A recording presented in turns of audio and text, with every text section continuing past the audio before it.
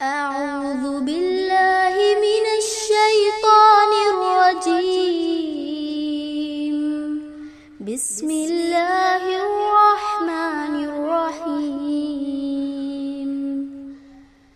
تلك الرسل فضلنا بعضهم على بعض، منهم من كلم الله ورفع بعضهم درجات، وآتينا عيسى ابن مريم البينات وأيدناه بروح القدس، ولو شاء الله ما اقتتل الذين من بعدهم من بعد ما جاءتهم البينات، ولكن اختلفوا فمنهم من آمن ومنهم من كفر، ولو شاء الله ما اقتتلوا ولكن الله يفعل ما يريد. يا أيها الذين آمنوا أنفقوا مما رزقناكم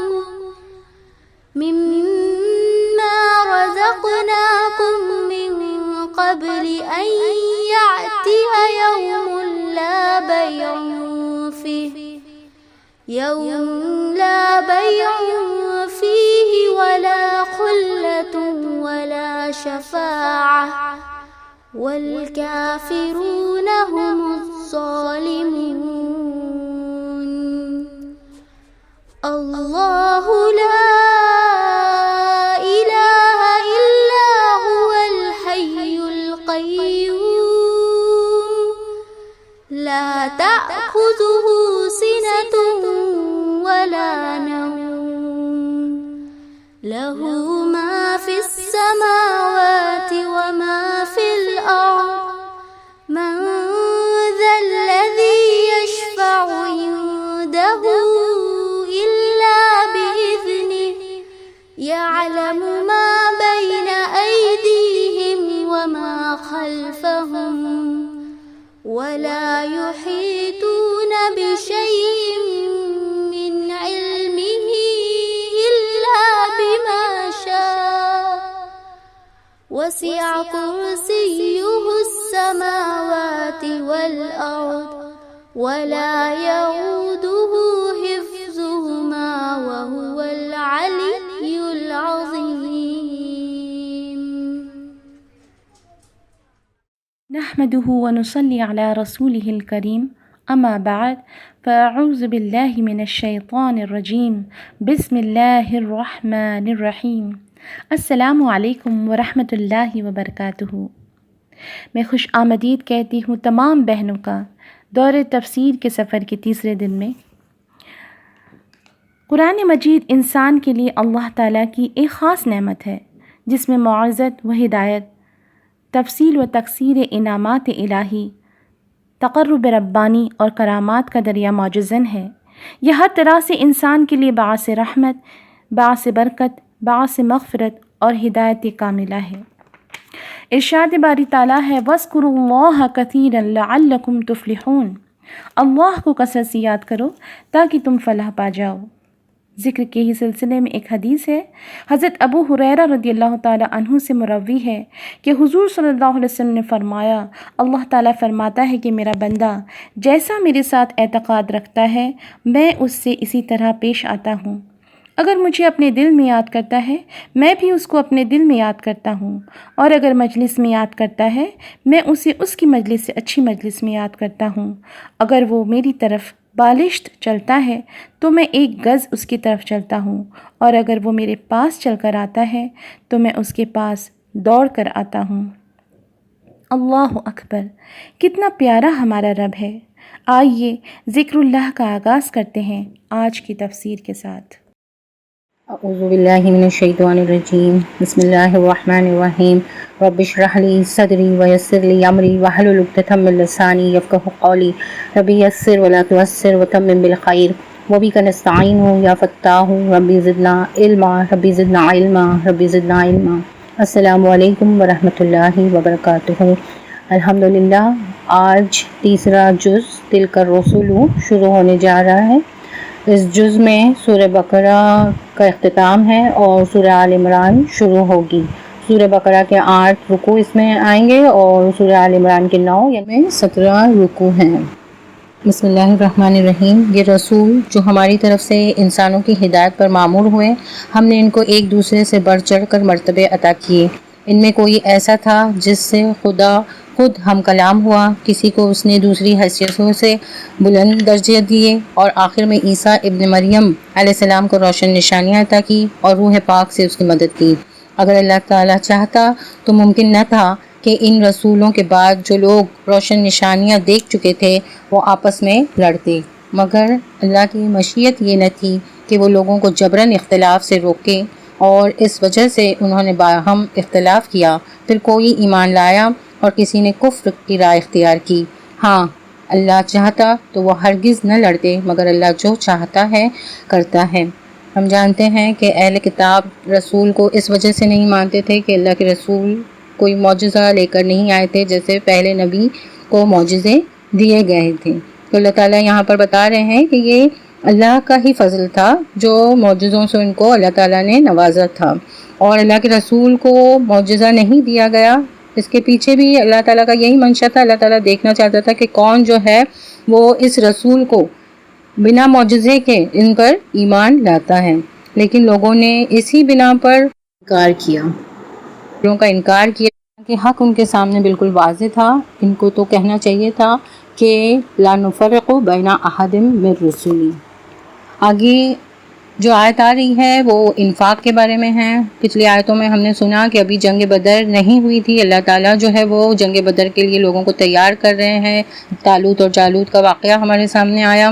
اللہ تعالیٰ جسمانی طور پر بھی تیار کر رہے ہیں، اور ساتھ ساتھ میں انفاق ہے نا، جان اور مال دونوں طریقے، جو چیز ضرور ہوتی ہے جنگ کے لیے، وہ دونوں طریقے سے اللہ تعالیٰ لوگوں کو تیار کر رہے ہیں۔ اللہ تعالیٰ فرما رہے ہیں کہ لوگوں جو ایمان لائے ہو، جو کچھ مال و متاع ہم نے تم کو بخشا ہے اس میں سے خرچ کرو، قبل اس کے کہ وہ دن آئے جس میں نہ خرید و فروخت ہوگی، نہ دوستی کام آئے گی، اور نہ سفارش چلے گی۔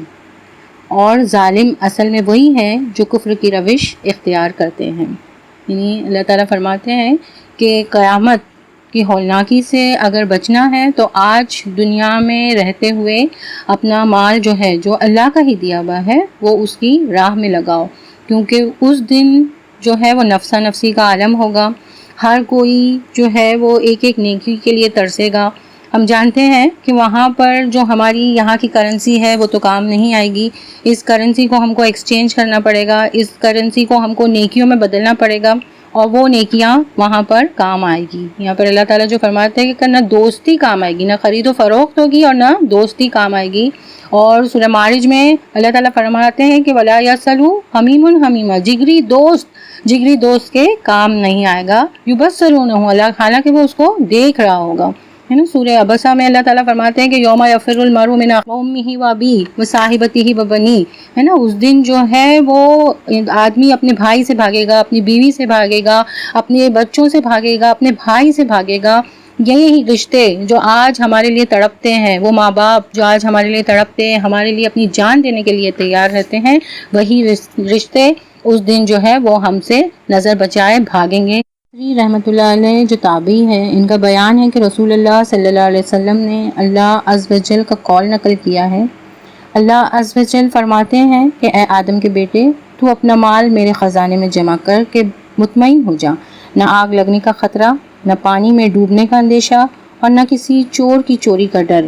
میرے پاس رکھا گیا مال تجھے پورا دے دوں گا اس دن جب کہ تو اس کا سب سے زیادہ محتاج ہوگا۔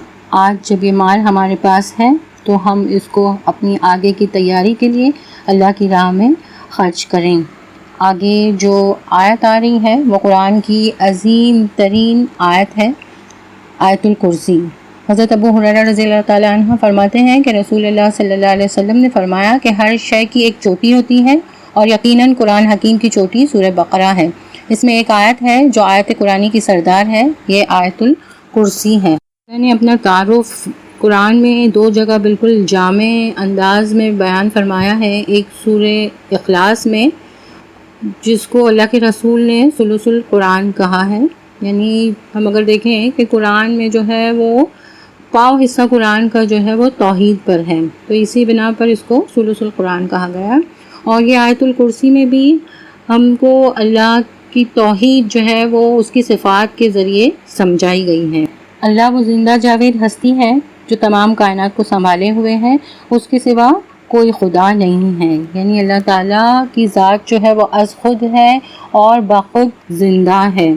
جیسے سورہ اخلاص میں اللہ تعالیٰ فرماتے ہیں کہ نہ کسی نے اس کو پیدا کیا اور نہ کوئی اس کی اولاد ہے، تو یہاں پر بھی اللہ تعالیٰ فرما رہے ہیں کہ وہ خود زندہ جاوید ہے۔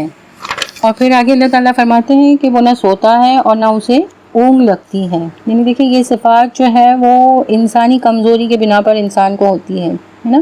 اگر کوئی خدا ہے تو پھر اس میں یہ انسانی کمزوری نہیں پائی جائے گی۔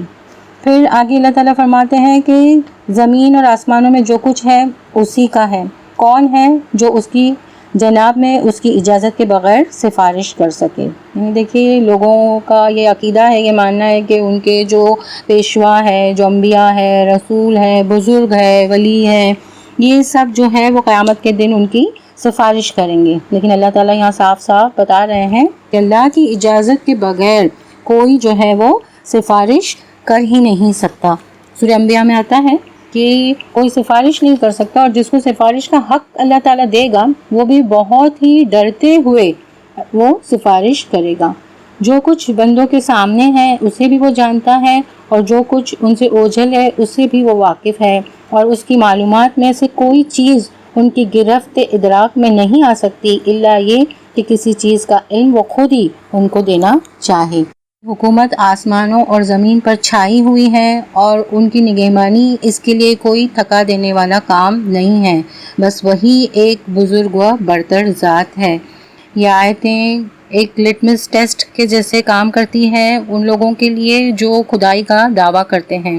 اگر وہ دعویٰ کرتے ہیں اور اپنے اندر یہ ساری صفات جو اللہ تعالیٰ نے یہاں ذکر کی ہے وہ نہیں پاتے، تو پھر وہ کیسے جو ہے وہ خدا ہو سکتے ہیں یا خدا کے شریک ہو سکتے ہیں، ہے نا؟ وہ تو صرف مملوک اور غلام ہو سکتے ہیں، نہ کہ اس کے شریک اور ہمسر۔ دین کے معاملے میں کوئی زور زبردستی نہیں ہے، صحیح بات غلط خیالات سے الگ چھانٹ کر رکھ دی گئی ہے۔ اب جو کوئی طاغوت کا انکار کرے گا، اللہ پر ایمان لے آیا، اس نے ایک ایسا مضبوط سہارا تھام لیا جو کبھی ٹوٹنے والا نہیں ہے، اور اللہ جس کا سہارا اس نے لیا ہے سب کچھ سننے اور جاننے والا ہے۔ جو لوگ ایمان لاتے ہیں ان کا حامی و مددگار اللہ ہے، وہ ان کو تاریکیوں سے روشنی میں نکال لاتا ہے، اور جو لوگ کفر کی راہ اختیار کرتے ہیں ان کے حامی و مددگار طاغوت ہیں، وہ انہیں روشنی سے تاریکیوں کی طرف کھینچ لے جاتے ہیں۔ یہ آگ میں جانے والے لوگ ہیں جہاں یہ ہمیشہ رہیں گے۔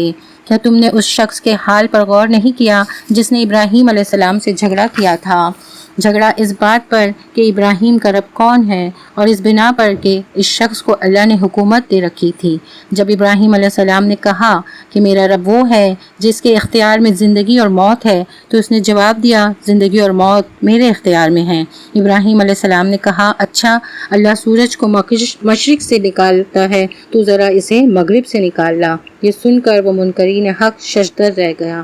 یہاں ہم جانتے ہیں کہ نمرود کی بات ہو رہی ہے، ابراہیم علیہ السلام نے دلیل کے ساتھ اس کے سامنے اپنی بات پیش کی، لیکن وہ کیونکہ وہ منکرین حق تھا اس نے ابراہیم علیہ السلام کی بات نہیں مانی۔ یہاں پر 3 مثالوں کے ذریعے اللہ تعالیٰ نے جو آیت پیچھے گزر چکی ہے کہ اللہ تعالیٰ جن لوگوں کا ولی ہو جاتا ہے ان کو اندھوروں سے نکال کے روشنی کی طرف لاتا ہے، اور جن کے دوست جو ہے وہ طاغوت ہے وہ ان کو روشنی سے نکال کر اندھیرے میں لے جاتے ہیں۔ اس کی مثال دے رہے ہیں۔ پہلی مثال نمرود کی ہے، اب دوسری مثال جو ہے جو آ رہی ہے وہ ان لوگوں کی ہے جو جن کے دل میں یقین تھا، جو اللہ کو ماننے والے تھے، تو کس طرح ان کا یقین جو ہے وہ اور پختہ ہو گیا۔ یا پھر مثال کے طور پر اس شخص کو دیکھو جس کا گزر ایک ایسی بستی پر ہوا جو اپنی چھتوں پر اوندھی گری پڑی تھی۔ اس نے کہا، یہ آبادی جو ہلاک ہو چکی ہے، اسے اللہ کس طرح دوبارہ زندگی بخشے گا؟ اس پر اللہ نے اس کی روح قبض کر لی اور وہ 100 برس تک مردہ پڑا رہا۔ پھر اللہ نے اسے دوبارہ زندگی بخشی اور اس سے پوچھا، بتاؤ کتنی مدت پڑے رہے ہو؟ اس نے کہا، 1 دن یا چند گھنٹے رہا ہوگا۔ تم پر 100 برس اسی حالت میں گزر چکے ہیں۔ اب ذرا اپنے کھانے اور پانی کو دیکھو کہ اس میں ذرا تغیر نہیں آیا ہے۔ دوسری طرف ذرا اپنے گدھے کو بھی دیکھو، اس کا پنجر تک بوسیدہ ہو رہا ہے، اور یہ ہم نے اس لیے کیا ہے کہ تمہیں لوگوں کے لیے ایک نشانی بنا دینا چاہتے ہیں۔ پھر دیکھو کہ ہڈیوں کے اس پنجر کو ہم کس طرح اٹھا کر گوشت پوشت اس پر چڑھا دیتے ہیں۔ اس طرح جب حقیقت اس کے سامنے بالکل نمایاں ہو گئی تو اس نے کہا، میں جانتا ہوں کہ اللہ ہر چیز پر قدرت رکھتا ہے۔ تفسیر کرنے والے فرماتے ہیں کہ یہ حضرت عزیر ہے، جن کو جو ہے وہ عینی مشاہدہ، ان کو یقین تو تھا لیکن وہ عینی مشاہدہ چاہتے تھے، تو کیونکہ دل میں ایمان تھا تو اللہ تعالیٰ نے ان کو جو ہے وہ عینی مشاہدہ بھی کرا دیا۔ اب اس کے بعد یہ بھی پیش نظر رہے جب ابراہیم علیہ السلام نے کہا تھا کہ میرے مالک مجھے دکھا دے تو مردوں کو کیسے زندہ کرتا ہے۔ فرمایا، کیا تو ایمان نہیں رکھتا؟ اس نے عرض کیا، ایمان تو رکھتا ہوں مگر دل کا اطمینان درکار ہے۔ فرمایا، اچھا تو 4 پرندے لے اور ان کو اپنے سے مانوس کر لے، پھر ان کا ایک ایک جز ایک ایک پہاڑ پر رکھ دے، پھر ان کو پکار، وہ تیرے پاس دوڑتے چلے آئیں گے کہ اللہ نہایت با اقتدار اور حکیم ہے۔ آگے کے کچھ رکوع میں ہم کو صدقے کے بارے میں بتایا جا رہا ہے کہ کون سا صدقہ جو ہے وہ اللہ کی نظر میں بہت اچھا ہے، کون سا خرچ جو ہے وہ بہت ہی بدترین خرچ ہے۔ جو لوگ اپنے مال اللہ کی راہ میں صرف کرتے ہیں، ان کے خرچ کی مثال ایسی ہے جیسے ایک دانہ بویا جائے اور اس سے 7 بالیں نکلیں اور ہر بال میں 100 دانے ہوں۔ اسی طرح اللہ جس کے عمل کو چاہتا ہے افزونی عطا فرماتا ہے، وہ فراخ دست بھی ہے اور علیم بھی۔ جو لوگ اپنے مال اللہ کی راہ میں خرچ کرتے ہیں اور خرچ کر کے پھر احسان نہیں جتاتے، نہ دکھ دیتے ہیں، ان کا اجر ان کے رب کے پاس ہے اور ان کے لیے کسی رنج اور خوف کا موقع نہیں ہے۔ ایک میٹھا بول اور کسی ناگوار بات پر ذرا سی چشم پوشی اس خیرات سے بہتر ہے جس کے پیچھے دکھ ہو۔ اللہ بے نیاز ہے اور بردباری اس کی صفات ہے۔ اے ایمان لانے والوں، اپنے صدقات کو احسان جتا کر اور دکھ دے کر اس شخص کی طرح خاک میں نہ ملا دو جو اپنا مال محض لوگوں کے دکھانے کو خرچ کرتا ہے اور نہ اللہ پر ایمان رکھتا ہے نہ آخرت پر۔ اس کے خرچ کی مثال ایسی ہے جیسے ایک چٹان تھی جس پر مٹی کی تہ جمی ہوئی تھی۔ اس پر جب زور کا میںہ برسا تو ساری مٹی بہہ گئی اور صاف چٹان کی چٹان رہ گئی۔ ایسے لوگ اپنے نزدیک خیرات کر کے جو نیکی کماتے ہیں، اس سے کچھ بھی ان کے ہاتھ نہیں آتا، اور کافروں کو سیدھی راہ دکھانا اللہ کا دستور نہیں ہے۔ بخلاف اس کے جو لوگ اپنے مال محض اللہ کی رضا جوئی کے لیے دل کے پورے ثبات و قرار کے ساتھ خرچ کرتے ہیں، ان کے خرچ کی مثال ایسی ہے جیسے کسی سطح مرتفع پر ایک باغ ہو، اگر زور کی بارش ہو جائے تو 2 گنا پھل لائے، اور اگر زور کی بارش نہ بھی ہو تو ایک ہلکی پھوہار ہی اس کے لیے کافی ہو جائے۔ تم جو کچھ خرچ کرتے ہو سب اللہ کی نظر میں ہے۔ کیا تم میں سے کوئی یہ پسند کرتا ہے کہ اس کے پاس ایک ہرا بھرا باغ ہو، نہروں سے سیراب، کھجوروں اور انگوروں اور ہر قسم کے پھلوں سے لدا ہوا، اور وہ عین اس وقت ایک تیز بگولے کے ضد میں آ کر جھلس جائے جبکہ وہ خود بوڑھا ہو اور اس کے کمسن بچے ابھی کسی لائق نہ ہو؟ اس طرح اللہ اپنی باتیں تمہارے سامنے بیان کرتا ہے، شاید کہ تم غور و فکر کرو۔ اللہ تعالیٰ ہم کو بتا رہے ہیں کہ جو رب ایک دانے سے 70 بالیاں اور اس میں سے پھر 700 دانے اللہ اگا سکتا ہے، وہ رب جو ہے وہ تمہارے صدقات کو کیا نشو و نما نہیں دے سکتا؟ لیکن کون سے صدقے، کون سے خیرات، کون سا انفاق وہ ایکسیپٹ کرتا ہے؟ وہ وہی انفاق ایکسیپٹ کرتا ہے جو خالص اسی کے لیے کیا گیا ہو۔ اللہ کے رسول کی حدیث ہے، آپ صلی اللہ علیہ وسلم فرماتے ہیں کہ جس نے دکھاوے کی نماز پڑھی اس نے شرک کیا، جس نے دکھاوے کا صدقہ دیا اس نے شرک کیا، جس نے دکھاوے کا روزہ رکھا اس نے شرک کیا۔ تو جو بھی ہم نیکی کریں اس میں ہماری نیت جو ہے وہ بالکل خالص ہونی چاہیے کہ ہم اللہ کے لیے کر رہے ہیں۔ پھر دوسری بات یہ آ رہی ہے کہ جس کو ہم دیتے ہیں اس کے ساتھ ہم احسان نہ جتائیں۔ اکثر لوگ یہ کرتے ہیں کہ جس کو دیتے ہیں پھر چاہتے ہیں کہ وہ ان کا کوئی کام کرے، کوئی برا وقت جب ان پر آتا ہے تو جس کو انہوں نے کچھ دیا ہے وہ ان کی مدد کرے، اگر وہ نہیں کرتا تو اس کو تانے دیے جاتے ہیں، اور ویسے بھی کچھ دے کر اس کو جو ہے وہ ستایا جاتا ہے، بول کر احسان جتایا جاتا ہے۔ ایسا کرنے سے بہتر تو یہی ہے کہ ہم اسے ایک میٹھی بات ہی کہہ دیں۔ آگے اللہ تعالیٰ فرماتے ہیں، اے لوگوں جو ایمان لائے ہو، جو مال تم نے کمائے ہیں اور جو کچھ ہم نے زمین سے تمہارے لیے نکالا ہے اس میں سے بہتر حصہ راہ خدا میں خرچ کرو، ایسا نہ ہو کہ اس کی راہ میں دینے کے لیے بری سے بری چیز چھانٹنے کی کوشش کرنے لگو، حالانکہ وہی چیز اگر کوئی تمہیں دے تو تم ہرگز اسے لینا گوارا نہ کرو گے، الا یہ کہ اس کو قبول کرنے میں تم اغماض برت جاؤ۔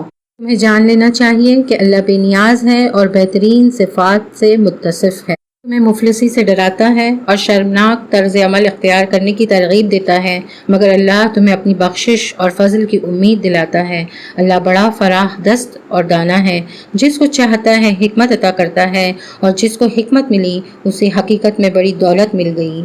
ان باتوں سے صرف وہی لوگ سبق لیتے ہیں جو دانشمند ہیں، یعنی اللہ تعالیٰ نے اپنے راہ میں خرچ کرنا، یہاں پر جو اس کے پیچھے جو حکمت ہے وہ مثالوں سے اللہ تعالیٰ نے ہم کو سمجھائی ہیں، تاکہ ہم جو ہے وہ اللہ کی راہ میں خرچ کرنے والے بنیں، اور اللہ کی راہ میں صرف حلال مال جو ہے وہ اللہ تعالیٰ قبول کرتا ہے، اور اچھا مال ہم کو اللہ کی راہ میں، یہ نہیں کہ جو ہم کو پسند نہیں ہے وہ ہم اللہ کی راہ میں چھانٹ چھانٹ کے اچھا اپنے لیے رکھیں، اور جو برا مال ہو وہ ہم جو ہے وہ غریبوں کو میں تقسیم کریں۔ اللہ کے رسول کی حدیث ہے، اس کے راوی ابی ہریرہ رضی اللہ عنہ ہیں، بخاری شریف کی حدیث ہے کہ رسول اللہ صلی اللہ علیہ وسلم نے فرمایا کہ جو شخص حلال کمائی سے ایک کھجور کی مانند صدقہ کرتا ہے، اللہ تعالیٰ تو صرف حلال اور پاک چیز کو ہی قبول فرماتے ہیں، اللہ تعالیٰ اسے اپنے دائیں ہاتھ سے قبول فرماتے ہیں، پھر وہ صاحب صدقہ کے لیے اس کو نشو و نما کرتا ہے، یہاں تک کہ اس کھجور کا ثواب پہاڑ کے مانند ہو جاتا ہے، جیسے تم میں سے کوئی شخص اپنے بچھیرے کو پالتا ہے۔ اللہ بڑا فراخ دست اور دانا ہے، جس کو چاہتا ہے حکمت عطا کرتا ہے، اور جس کو حکمت ملی اسے حقیقت میں بڑی دولت مل گئی۔ ان باتوں سے صرف وہی لوگ سبق لیتے ہیں جو دانشمند ہیں۔ حکمت سے مراد صحیح بصیرت اور صحیح قوت فیصلہ ہے، جیسے ہم انگلش میں بھی جانتے ہیں کہ ایک ہوتا ہے انٹیلیجنس اور ایک ہوتا ہے وزڈم، تو حکمت جو ہے وہ وزڈم کے بہت قریب ہے۔ جس کے اندر وزڈم ہوتا ہے وہ اس کا پرسیپشن بہت واسٹ ہوتا ہے، وہ باتوں کی تہ تک پہنچتا ہے نا، وہ سامنے جو بات ہو رہی ہے اس کو نہیں لیتا، بلکہ اس کے پیچھے جو مقصد ہے بات کے وہ اس کی سمجھ میں آتا ہے۔ یہاں پر بھی شیطان دیکھیے ڈرا رہا ہے مفلسی سے، ہے نا، لیکن جس کے پاس حکمت ہوگی وہ شیطان کے بہکاوے میں نہیں آئے گا، بلکہ جو ترغیب اللہ تعالیٰ نے دلائی ہے اس کو وہ اپنائے گا اور اللہ کی راہ میں خرچ کرنے والا بنے گا۔ تم نے جو کچھ بھی خرچ کیا ہو اور جو نظر بھی مانی ہو، اللہ کو اس کا علم ہے اور ظالموں کا کوئی مددگار نہیں۔ صدقات اعلانیہ دو تو یہ بھی اچھا ہے، لیکن اگر چھپا کر حاجت مندوں کو دو تو یہ تمہارے حق میں زیادہ بہتر ہے۔ اس کا مطلب یہ ہے کہ جو صدقہ فرض ہو اس کو اعلانیہ دینا افضل ہے، اور جو صدقہ فرض کے سوا ہو اس کا خفیہ رکھنا زیادہ بہتر ہے۔ یہی اصول تمام اعمال کے لیے ہے کہ فرائض کا اعلانیہ انجام دینا فضیلت رکھتا ہے اور نوافل کو چھپا کر کرنا اچھا ہے۔ تمہاری بہت سی برائیاں اس طرز عمل سے محو ہو جاتی ہیں، اور جو کچھ تم کرتے ہو اللہ کو بہرحال اس کی خبر ہے، یعنی چھپا کر نیکیاں کرنے سے آدمی کے نفس اور اخلاق کی مسلسل اصلاح ہوتی چلی جاتی ہے، اس کے اوصاف حمیدہ خوب نشو و نما پاتے ہیں، اس کی بری صفات رفتہ رفتہ مٹ جاتی ہیں، اور یہی چیز اس کو اللہ کے ہاں اتنا مقبول بنا دیتی ہے کہ جو تھوڑی بہت گناہ اس کے نامہ اعمال میں ہوتے بھی ہیں انہیں اس کی خوبیوں پر نظر کرتے ہوئے اللہ تعالیٰ معاف فرما دیتے ہیں۔ اللہ تعالیٰ فرماتے ہیں لوگوں کو ہدایت بخش دینے کی ذمہ داری تم پر نہیں ہے، ہدایت تو اللہ ہی جسے چاہتا ہے بخشتا ہے، اور خیرات میں جو مال تم خرچ کرتے ہو وہ تمہارے اپنے لیے بھلا ہے، آخر تم اسی لیے تو خرچ کرتے ہو کہ اللہ کی رضا حاصل ہو، تو جو کچھ مال تم خیرات میں خرچ کرو گے اس کا پورا اجر تمہیں دیا جائے گا اور تمہاری حق تلفی ہرگز نہ ہوگی۔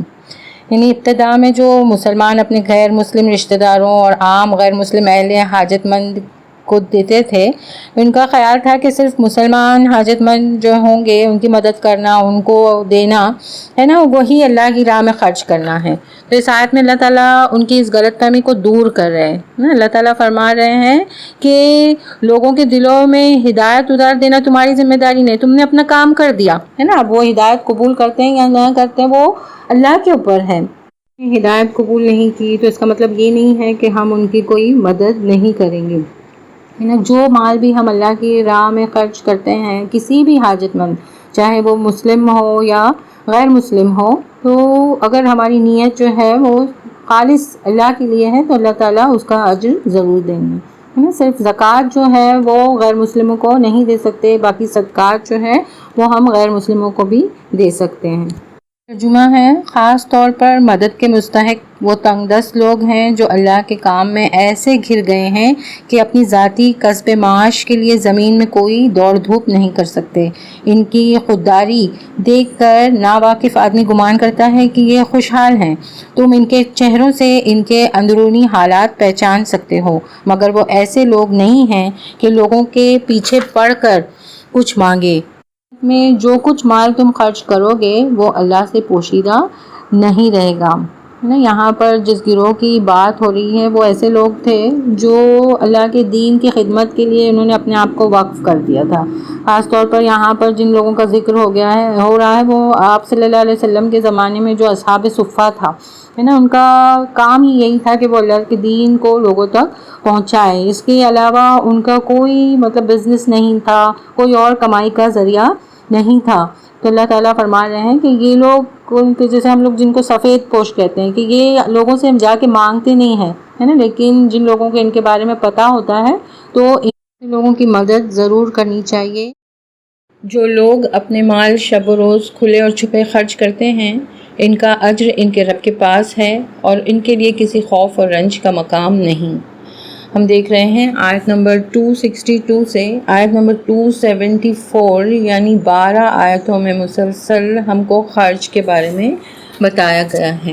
یہاں پر اللہ تعالیٰ فرما رہے ہیں کہ جو خرچ کرتے ہیں ان کے لیے کوئی خوف اور رنج کا مقام نہیں ہوگا۔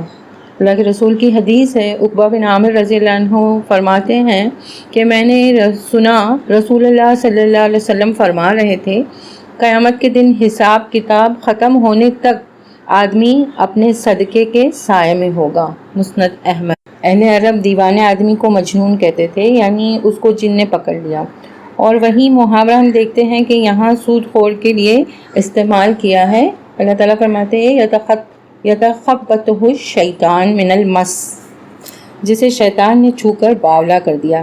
یعنی جس طرح ایک پاگل انسان کچھ بھی حرکت کرتا ہے، اس کو معلوم نہیں رہتا وہ کیا کرتا ہے، اسی طرح سود خور بھی روپے کے پیچھے دیوانہ ہو جاتا ہے اور اپنی خود غرضی کے جنون میں کچھ پرواہ نہیں کرتا کہ اس کی سود خوری سے کس طرح انسانی محبت، اخوت اور ہمدردی کی جڑ کٹ رہی ہے، معاشرے میں کیسے اس کے تباہ کن اثرات پڑ رہے ہیں، اور کتنے لوگوں کی بدحالی سے سود خور اپنی خوشحالی کا سامان کر رہا ہے۔ اس کے برے اثرات سے ہم خوب واقف ہیں کہ کس طرح آج جیسے انڈیا میں جو حال ہے کہ کتنے سارے کسان سود کی رقم نہ ادا کرنے پر خودکشی کر رہے ہیں۔ جن بینکوں نے ان کو سود دیا تھا ان کو کوئی اس سے ساہوکار نہیں ہے کہ وہ اس رقم کو نہیں ادا کر پاتے، ان کو اپنی رقم کی پڑی ہے، وہ ان کے مالوں پر، ان کے گھروں پر، ان کی فیلڈز پر جو ہے وہ سیل لگا رہے ہیں ان کی اپنی رقم وصول کرنے کے لیے۔ اللہ تعالیٰ فرماتے ہیں اور اس حالت میں ان کے مبتلا ہونے کی وجہ یہ ہے کہ وہ کہتے ہیں تجارت بھی تو آخر سود ہی جیسی ہے، حالانکہ اللہ نے تجارت کو حلال کیا ہے اور سود کو حرام۔ لہٰذا جس شخص کو اس کے رب کی طرف سے یہ نصیحت پہنچے اور آئندہ کے لیے وہ سود خوری سے باز آ جائے تو جو کچھ وہ پہلے کھا چکا سو کھا چکا، اس کا معاملہ اللہ کے حوالے ہے، اور جو اس حکم کے بعد پھر اسی حرکت کا اعادہ کرے وہ جہنمی ہے جہاں وہ ہمیشہ رہے گا۔ ہم جانتے ہیں آخرت میں انسان اسی حالت میں اٹھایا جائے گا جس حالت میں اس نے دنیا میں جان دی، ہے نا. اسی لیے سود خور کے لیے آتا ہے کہ یہ آدمی قیامت کے روز ایک باولے مخبوط الخواص انسان کی صورت میں اٹھایا جائے گا. آگے اللہ تعالیٰ فرماتے ہیں اللہ سود کا مٹھ مار دیتا ہے اور صدقات کو نشو و نما دیتا ہے، اور اللہ کسی ناشکر بد عمل انسان کو پسند نہیں کرتا. بظاہر سود سے دولت بڑھتی نظر آتی ہے اور صدقات سے گھٹتی ہوئی محسوس ہوتی ہے، لیکن در حقیقت معاملہ اس کے برعکس ہوتا ہے. ہم اخلاقی طور پر دیکھیں تو سود دراصل خود غرضی، بخل، تنگ دلی اور سنگ دلی جیسے صفات کا نتیجہ ہے، اور وہ انہی صفات کو انسان میں نشو و نما دیتا ہے. اس کے برعکس صدقات نتیجہ ہے فیاضی، ہمدردی، فراخ دلی اور اعلیٰ ظرفی جیسی صفات کا، اور انسان میں یہی صفات پرورش پاتی ہیں. تمدنی طور پر دیکھیں تو وہ لوگ جو دوسروں کی مجبوریوں کا فائدہ اٹھاتے ہیں، کسی کی حاجت مندی کو اپنے لیے نفع اٹھانے کا ذریعہ بنا دیتے ہیں، تو ایسی کوئی سوسائٹی کے افراد پھر کیسے ہوں گے؟ کیا ان کے اندر محبت اور اخوت پائی جائے گی؟ نہیں، ہے نا، بلکہ ان کے اندر محبت اور الفت کے بجائے بغض، حسد اور بے دردی جیسی صفات پیدا ہوگی. اس کے برعکس جس سوسائٹی کا اجتماعی نظام آپس میں ہمدردی پر ہوگا، وہاں مجبوروں، حاجت مندوں کی مدد کی جائے گی، لوگ آگے آئیں گے اور ایک دوسروں کی ہیلپ کریں گے. آج کورونا وائرس کے اس ماحول میں بھی ہم دیکھ رہے ہیں کہ کس طرح مسلمان جو ہے وہ بڑھ بڑھ کر آگے اپنی جان اور اپنی مال سے لوگوں کی مدد کر رہے ہیں. الحمدللہ. یہاں فرمایا گیا ہے کہ اللہ کسی ناشکر بد عمل انسان کو پسند نہیں کرتا. یعنی اللہ تعالیٰ نے جو مال ہم کو دیا تھا اس کا شکرانِ نعمت یہ تھی کہ ہم جو ہے وہ اللہ کی مخلوق پر اس کو خرچ کریں. جن کے پاس نہیں ہیں ان کو دیں. جب ہم نہیں دیتے تو اللہ تعالیٰ یہاں پر کہہ رہا ہے کہ ہم جو ہے وہ کون سی کیٹیگری میں آتے ہیں؟ کفار اسیم، بہت بڑا ناشکرہ اور گنہگار. آگے ترجمہ ہے، ہاں جو لوگ ایمان لے آئے ہیں اور نیک عمل کریں اور نماز قائم کریں اور زکوٰۃ دیں، ان کا اجر بے شک ان کے رب کے پاس ہے اور ان کے لیے کسی خوف اور رنج کا موقع نہیں. اے لوگو جو ایمان لائے ہو، خدا سے ڈرو اور جو کچھ تمہارا سود لوگوں پر باقی رہ گیا ہے اسے چھوڑ دو اگر واقعی تم ایمان لائے ہو. لیکن اگر تم نے ایسا نہ کیا تو آگاہ ہو جاؤ کہ اللہ اور اس کے رسول کی طرف سے تمہارے خلاف اعلان جنگ ہے. کتنی زبردست وعید ہے سود لینے والوں کے لیے. اب بھی توبہ کر لو اور سود چھوڑ دو تو اپنا اصل سرمایہ لینے کے تم حقدار ہو. نہ تم ظلم کرو نہ تم پر ظلم کیا جائے گا. تمہارا قرض دار تنگ دست ہو تو ہاتھ کھلنے تک اسے مہلت دو، اور جو صدقہ کر دو تو یہ تمہارے لیے زیادہ بہتر ہے اگر تم سمجھو. یہ آیت جہاں پر سود کی ممانعت اللہ تعالیٰ نے فرمائی ہے، یہ آیت فتح مکہ کے بعد نازل ہوئی اور مضمون کی مناسبت سے اسے سلسلہ کلام میں داخل کر دیے. اس سے پہلے اگرچہ سود ایک ناپسندیدہ چیز سمجھا جاتا تھا مگر قانوناً اسے بند نہیں کیا گیا تھا.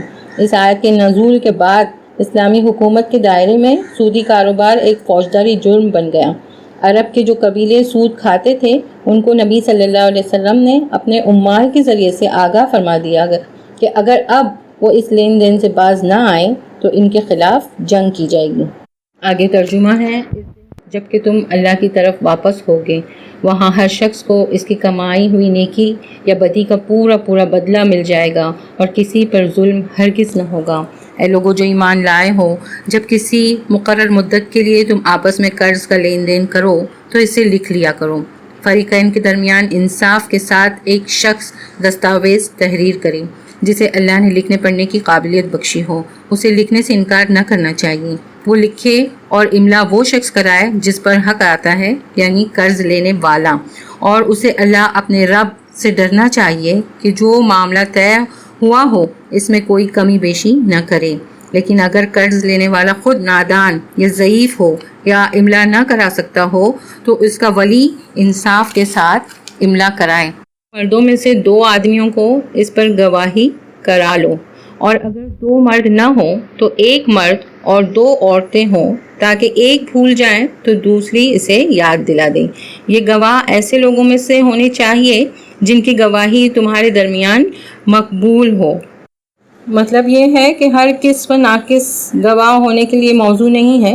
بلکہ ایسے لوگوں کو گواہ بنانا چاہیے جو اپنے اخلاق و دیانت کے لحاظ سے بالعموم لوگوں کے درمیان قابل اعتماد سمجھے جاتے ہوں۔ آگے آ رہا ہے کہ گواہوں کو جب گواہ بننے کے لیے کہا جائے تو انہیں انکار نہ کرنا چاہیے۔ معاملہ خواہ چھوٹا ہو یا بڑا، میعاد کی تعین کے ساتھ اس کی دستاویز لکھوا لینے میں تساہل نہ کرو۔ اللہ کے نزدیک یہ طریقہ تمہارے لیے زیادہ مبنی بر انصاف ہے۔ اس سے شہادت قائم ہونے میں زیادہ سہولت ہوتی ہے اور تمہارے شکوک و شبہات میں مبتلا ہونے کا امکان کم رہ جاتا ہے۔ ہاں، جو تجارتی لین دین دست بدست تم لوگ آپس میں کرتے ہو، یعنی روزمرہ کی چیزیں جو ہم دکانوں سے خریدتے ہیں، اس کا کبھی ہم ریسیپٹ کیش میمو ہم لیتے ہیں، کبھی نہیں لیتے، اس کے بارے میں اللہ تعالیٰ فرما رہے ہیں کہ اس کو نہ لکھا جائے تو کوئی حرج نہیں، مگر تجارتی معاملے طے کرتے وقت گواہ کر لیا کرو، کاتب اور گواہ کو ستایا نہ جائے۔ ایسا کرو گے تو گناہ کا ارتکاب کرو گے۔ اللہ کے غضب سے بچو، وہ تم کو صحیح طریقے عمل کی تعلیم دیتا ہے اور اسے ہر چیز کا علم ہے۔ اگر تم سفر کی حالت میں ہو اور دستاویز لکھنے کے لیے کوئی کاتب نہ ملے تو رہن بالقبض پر معاملہ کرو۔ اگر تم میں سے کوئی شخص دوسرے پر بھروسہ کر کے اس کے ساتھ کوئی معاملہ کرے تو جس پر بھروسہ کیا گیا ہے اسے چاہیے کہ امانت ادا کرے اور اللہ اپنے رب سے ڈرے، اور شہادت ہرگز نہ چھپاؤ۔ جو شہادت چھپاتا ہے اس کا دل گناہ میں آلودہ ہے اور اللہ تمہارے اعمال سے بے خبر نہیں ہے۔ آیت دین کہلاتی ہے۔ اس آیت میں اللہ تعالیٰ نے ہم کو بتایا ہے کہ جب ہم قرض کا معاملہ کریں تو اس کو لکھوانا بھی چاہیے اور گواہ بھی بنانا چاہیے۔ اس کے باوجود اگر کوئی ایسا نہیں کرتا اور پھر دھوکہ کھاتا ہے تو حدیث میں آتا ہے کہ 3 قسم کے آدمی ایسے ہیں جو اللہ سے فریاد کرتے ہیں مگر ان کی فریاد سنی نہیں جاتی۔ ایک وہ شخص جس کی بیوی بدخلق ہو اور وہ اس کو طلاق نہ دے، دوسرا وہ شخص جو یتیم کے بالغ ہونے سے پہلے اس کا مال اس کے حوالے کر دے، تیسرا وہ شخص جو کسی کو اپنا مال قرض دے اور اس پر گواہ نہ بنائے۔ یہ آیت قرآن کی سب سے لمبی یعنی سب سے طویل آیت تھی، اور یہاں اس آیت میں ایک بات اور جو آئی تھی کہ جو گواہ بنانا ہے تو 2 مرد نہ ہو تو 1 مرد اور 2 عورتیں۔ تو جب یہ بات آتی ہے تو عورتوں کو بڑا انسلٹنگ فیل ہوتا ہے، ان کو لگتا ہے کہ گواہی 1 مرد کی اور عورتیں ہوں تو 2، ایسا کیوں؟ یہ ہے کہ جس نے ہم کو پیدا کیا ہے وہ ہماری نفسیات سے بالکل واقف ہے۔ ہم ججمنٹ لینے میں کس طرح کام کرتے ہیں، ہم کوئی چیز بازار سے خرید کر لاتے ہیں اس پہ بھی ہم مطمئن نہیں رہتے، ہم کتنی بار چاہتے ہیں کہ ہم جائیں اس کو لوٹائیں دوسری لے کر آئیں، اگر ہم بارگین کر کے بہت کم دام میں بھی کوئی چیز لیتے ہیں اس کے بعد بھی ہم سیٹسفائیڈ نہیں ہوتے، ہم کو لگتا ہے کہ اس سے کم میں بھی ہم کو مل سکتی تھی۔ یہ ہیولاک ایلس مین اور وومن میں لکھتے ہیں، In women, deception is almost psychological. We are forced to admit that woman is not in a position to judge objectively, being influenced by her emotions. اپنے خاندان کی ذمہ داری بہت رہتی ہے، وہ ان ذمہ داریوں میں زیادہ الجھی بھی رہتی ہے۔ ہم خود دیکھیں کہ کتنی بار ہم فریج کے پاس جاتے ہیں، فریج کا دروازہ کھولتے ہیں اور ہم کو پتہ ہی نہیں چلتا ہم کیا لینے آئے۔ تو یہ ہمارا مائنڈ جو ہے وہ اتنا دوسرے چیزوں میں بزی رہتا ہے، کتنی ساری چیزیں ہمارے اوپر رہتی ہے، تو یہ بھول جو ہے وہ ہم سے زیادہ ہو جاتی ہے۔ یہ کوئی انسلٹ نہیں ہے۔ ہم دوسری جگہ دیکھیں کہ جہاں پر لیان کا معاملہ ہے، ولادت کا معاملہ ہے، رضاعت کا معاملہ ہے، نسب کا معاملہ ہے، ان میں صرف ایک عورت کی گواہی اللہ تعالیٰ نے کہا ہے۔ آسمانوں اور زمین میں جو کچھ ہے سب اللہ کا ہے، تم اپنے دل کی باتیں خواہ ظاہر کرو یا چھپاؤ، اللہ بہرحال ان کا حساب تم سے لے گا۔ یہ سورہ بقرہ اپنے اختتام کو پہنچ رہی ہے۔ یہ سورہ بقرہ کا آخری رکوع ہے، اور جس طرح سورہ بقرہ ایمان کی باتوں سے شروع ہوئی تھی اور اس کا خاتمہ بھی ایمان کی باتوں پر ہو رہا ہے، یہاں پر ہمارے سامنے دین کی اولین بنیادیں بتائی جا رہی ہیں۔ اللہ تعالیٰ کا مالک زمین و آسمان ہونا اور ان تمام چیزوں کا جو آسمان اور زمین میں ہے اللہ ہی کے ملک ہونا، دراصل یہی وہ بنیادی حقیقت ہے جس کی بنا پر انسان کے لیے کوئی دوسرا طرز عمل اس کے سوا جائز اور صحیح نہیں ہو سکتا کہ وہ اللہ کے آگے سر اطاعت جھکا دے۔ تم اپنے دل کی باتیں خواہ ظاہر کرو یا چھپاؤ، اللہ بہرحال ان کا حساب تم سے لے لے گا۔ یعنی ایک دن ہم کو اللہ کے سامنے کھڑے ہونا ہے، اللہ کے آگے ہم کو حساب دینا ہے۔ سورہ قاف میں اللہ تعالیٰ فرماتے ہیں کہ ما یلفظ من قول الا لدیہ رقیب عتید، ہے نا، اس کے منہ سے ایک بات نہیں نکلتی مگر ایک لکھنے والا اس کو لکھ لیتا ہے۔ تو ہر کام، ہر بات جو ہم کہہ رہے ہیں اللہ تعالیٰ اس کو لکھ رہا ہے اور اللہ تعالیٰ اس کا حساب ہم سے لینے والا ہے۔ اگر اس پر ہم غور کریں تو ہمارے رونگٹے کھڑے ہو جائیں گے کہ پل پل کا ہم سے حساب لیا جائے گا۔ اللہ تعالیٰ ہم سے آسان حساب لے، پھر اسے اختیار ہے، جسے چاہے معاف کر دے اور جسے چاہے سزا دے، وہ ہر چیز پر قدرت رکھتا ہے۔ یہاں پر جو سفارش کی بھی بات آتی ہے اس کو یہاں پر دیکھیے کس طرح رد کیا ہے کہ اللہ تعالیٰ جو ہے وہ قادر ہے، مطلق ہے نا، وہ جس کو چاہے سزا دے، وہ جس سے چاہے معاف کرے، ہر چیز اسی کی قدرت میں ہے، وہ جو چاہے وہ کر سکتا ہے۔ اب جو سورہ بقرہ کی آخری 2 آیتیں ہمارے سامنے آ رہی ہیں وہ اللہ کے رسول کو معراج کے موقع پر عرش کے نیچے سے ملی تھی۔ آپ صلی اللہ علیہ وسلم کو یہ 2 آیتیں اللہ تعالیٰ نے تحفتاً دی تھی۔ صلی اللہ علیہ وسلم نے فرمایا جو رات کو ان کو پڑھ لے وہ اس کو کفایت کر جائے گی۔ آیت کے ترجمے کی طرف آتے ہیں۔ رسول اس ہدایت پر ایمان لایا ہے جو اس کے رب کی طرف سے اس پر نازل ہوئی ہے، اور جو لوگ اس رسول کے ماننے والے ہیں انہوں نے بھی اس ہدایت کو دل سے تسلیم کر لیا ہے۔ یہ سب اللہ اور اس کے فرشتوں اور اس کی کتابوں اور اس کے رسولوں کو مانتے ہیں، اور ان کا قول یہ ہے کہ ہم اللہ کے رسولوں کو ایک دوسرے سے الگ نہیں کرتے، ہم نے حکم سنا اور اطاعت قبول کی۔ مالک ہم تجھ سے خطا بخشی کے طالب ہیں اور ہمیں تیری ہی طرف پلٹنا ہے۔ اللہ کسی متنفس پر اس کی مقدرت سے بڑھ کر ذمہ داری کا بوجھ نہیں ڈالتا، یعنی انسان کی جتنی کیپیسٹی ہے، جتنا اس کے اندر پوٹینشیل ہے، اللہ تعالیٰ اس پر اتنا ہی بوجھ ڈالتا ہے۔ اس آیت پہ ہم کو رک کر غور کرنا چاہیے کہ اللہ تعالیٰ نے جتنا ہم کو پوٹینشیل دیا ہے، جو صلاحیت ہم کو دی ہے، کیا ہم ان صلاحیتوں کو اس کی راہ میں لگا رہے ہیں؟ جس طرح اس کو یوز کرنا چاہیے وہ یوز کر رہے ہیں یا نہیں، ہے نا؟ یہ ایک محاسبے کا مقام ہے کہ ہم اپنا محاسبہ کر لیں۔ پھر آگے اللہ تعالیٰ فرماتے ہیں کہ ہر شخص نے جو نیکی کمائی ہے اس کا پھل اسی کے لیے ہے، اور جو بدی سمیٹی ہے اس کا وبال اسی پر ہے۔ یعنی جس نے اگر کوئی نیکی کی ہے تو ایسا نہیں ہے کہ اس کا اجر کسی اور کے اکاؤنٹ میں جائے گا، ہے نا، وہ اسی کے اکاؤنٹ میں رہے گا۔ لوگ اس کو دیکھ کر نیکی کریں گے تو وہ کریڈٹ بھی اس کے اکاؤنٹ میں جائے گا، اور یہی سیم معاملہ جو ہے وہ بدی کا بھی ہے۔ آگے چلتے ہیں۔ ایمان لانے والوں تم یوں دعا کیا کرو، اے ہمارے رب ہم سے بھول چوک میں جو قصور ہو جائیں ان پر گرفت نہ کر۔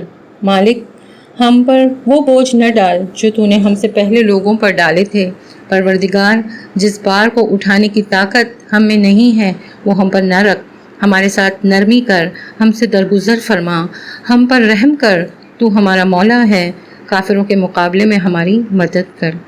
دیکھیے اللہ تعالیٰ کس طرح مسلمانوں کی ٹریننگ کر رہا ہے، ان کی تربیت کر رہا ہے۔ یہ دعا ان لوگوں کو سکھائی جا رہی ہے جن پر مکہ میں بہت زیادہ مظالم ڈھائے گئے تھے، ان کو اتنی تکلیفیں دی گئی تھی جسمانی طور پر بھی اور مالی طور پر بھی، لیکن ان دعاؤں میں وہ کہیں بھی اپنے دشمنوں کو کوس نہیں رہے ہیں، ان کو بددعا نہیں دے رہے ہیں کہ اللہ تعالیٰ تو ان کو نیست و نابود کر دے، تو ان کو ختم کر دے۔ اور کہیں بھی ہم نہیں دیکھتے کہ اتنی مالی تکلیفوں کے باوجود وہ ان دعاؤں میں اللہ تعالیٰ سے خوب مانگ رہے ہیں، اللہ تعالیٰ تو ہم کو اتنی دولت سے نواز دے، یہ دے دے، وہ دے دے، بلکہ اس میں ان دعاؤں میں کتنی عاجزی ہے۔ جو کہا گیا کہ واعف عنا، یعنی جو کچھ تو نے ہم سے کرنے کے لیے کہا تھا اس میں ہم سے اگر کوئی کمی رہ گئی ہے، کوئی کوتاہی ہو گئی ہے تو ہمیں معاف کر۔ اور پھر آگے آیا ہے کہ وغفر لنا، یعنی جن باتوں کو منع کیا تھا اگر ہم سے وہ چیز ہم نے کر دی ہے، وہ باتیں ہم سے ہو گئی ہے تو ہمیں بخش دے۔ یہ سورہ بقرہ تھی جس میں حکمت کے بڑے بڑے موتی، بڑے بڑے پھول اللہ تعالیٰ نے رکھ دیے ہیں۔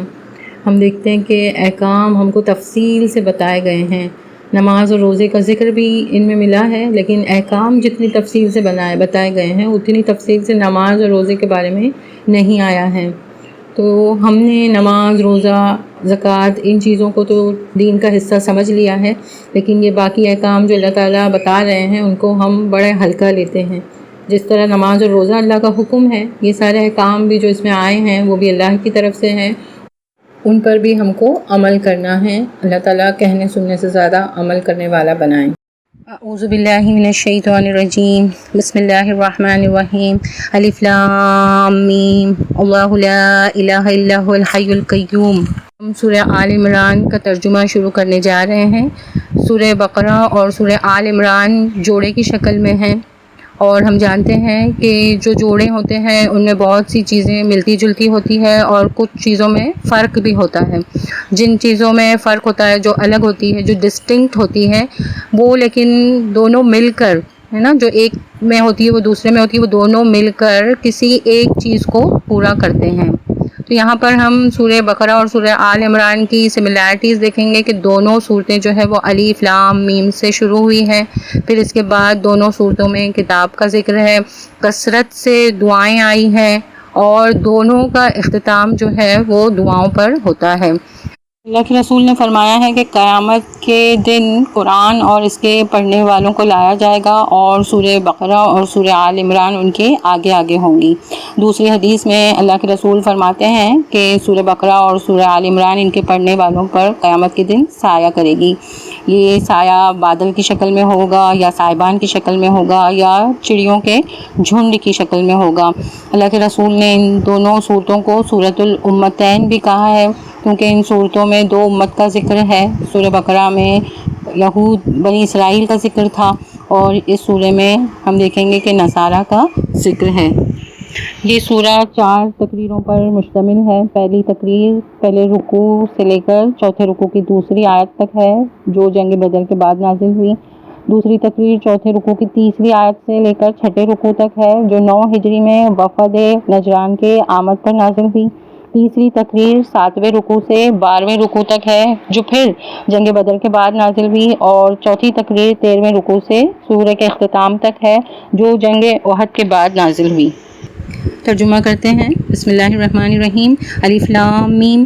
اللہ وہ زندہ جاوید ہستی ہے جو نظام کائنات کو سنبھالے ہوئے ہے، حقیقت میں اس کے سوا کوئی خدا نہیں ہے. یہی بات آیت الکرسی میں بھی گزر چکی تھی کہ اللہ لا الہ الا هو الحی القیوم.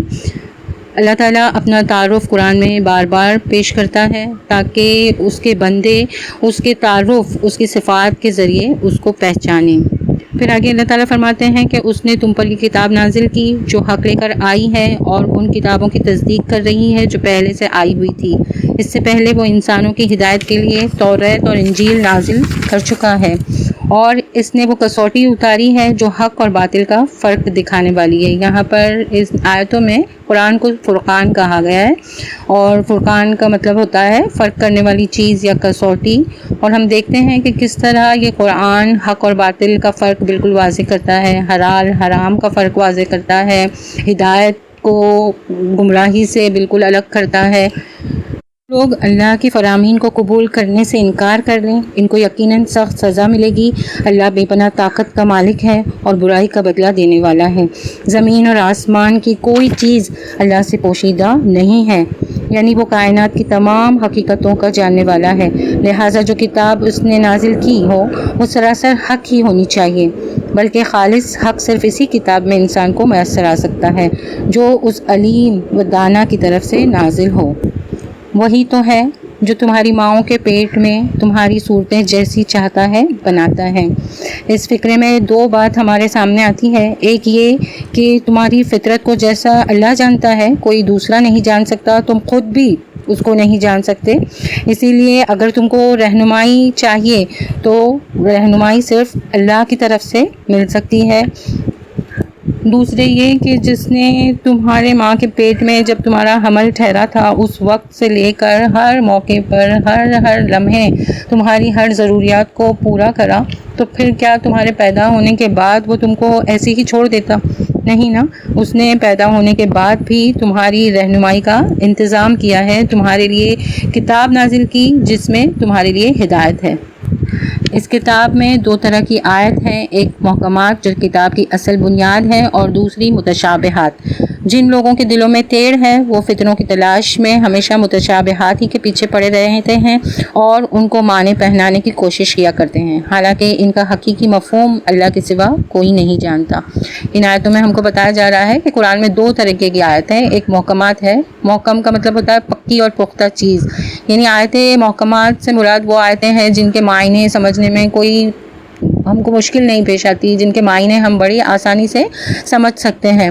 اور متشابہات جو ہے وہ اللہ تعالیٰ نے جان بوجھ کر مطلب جتنا ہم کو بتانا تھا اتنا ہی بتایا، جیسے جنت کے بارے میں، دوزخ کے بارے میں، برزخ کے بارے میں، فرشتوں کے بارے میں، جتنا ہماری عقل ایکسیپٹ کر سکتی تھی اللہ تعالیٰ نے اتنا ہی ہم کو علم دیا۔ لیکن لوگ جو ہے وہ متشابہات کے پیچھے ہی پڑے رہتے ہیں، حالانکہ دین کا دار و مدار جو ہے وہ محکمات پر ہے نہ کہ متشابہات پہ۔ جیسے کہ اللہ کے رسول کی حدیث ہے، آپ صلی اللہ علیہ وسلم فرماتے ہیں کہ قرآن 5 باتوں پر مشتمل ہے، اس میں احکام ہے جن پر عمل کرنا چاہیے، اس میں حلال ہے اس کو حلال مانو، اس میں حرام ہے اسے بچو، اس میں مثالیں ہیں ان سے عبرت حاصل کرو، اور اس میں متشابہات ہے جس کے پیچھے نہ پڑو۔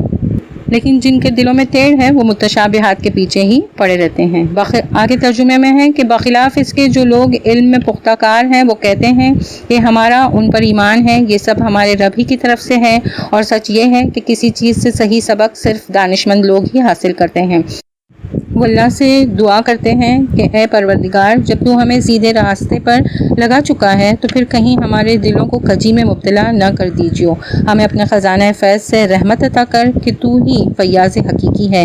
پروردگار، تو یقیناً سب لوگوں کو ایک روز جمع کرنے والا ہے جس کے آنے میں کوئی شبہ نہیں، تو ہرگز اپنے وعدے سے ٹلنے والا نہیں ہے۔ کتنی بہترین دعا اللہ تعالیٰ نے ہم کو سکھائی ہے۔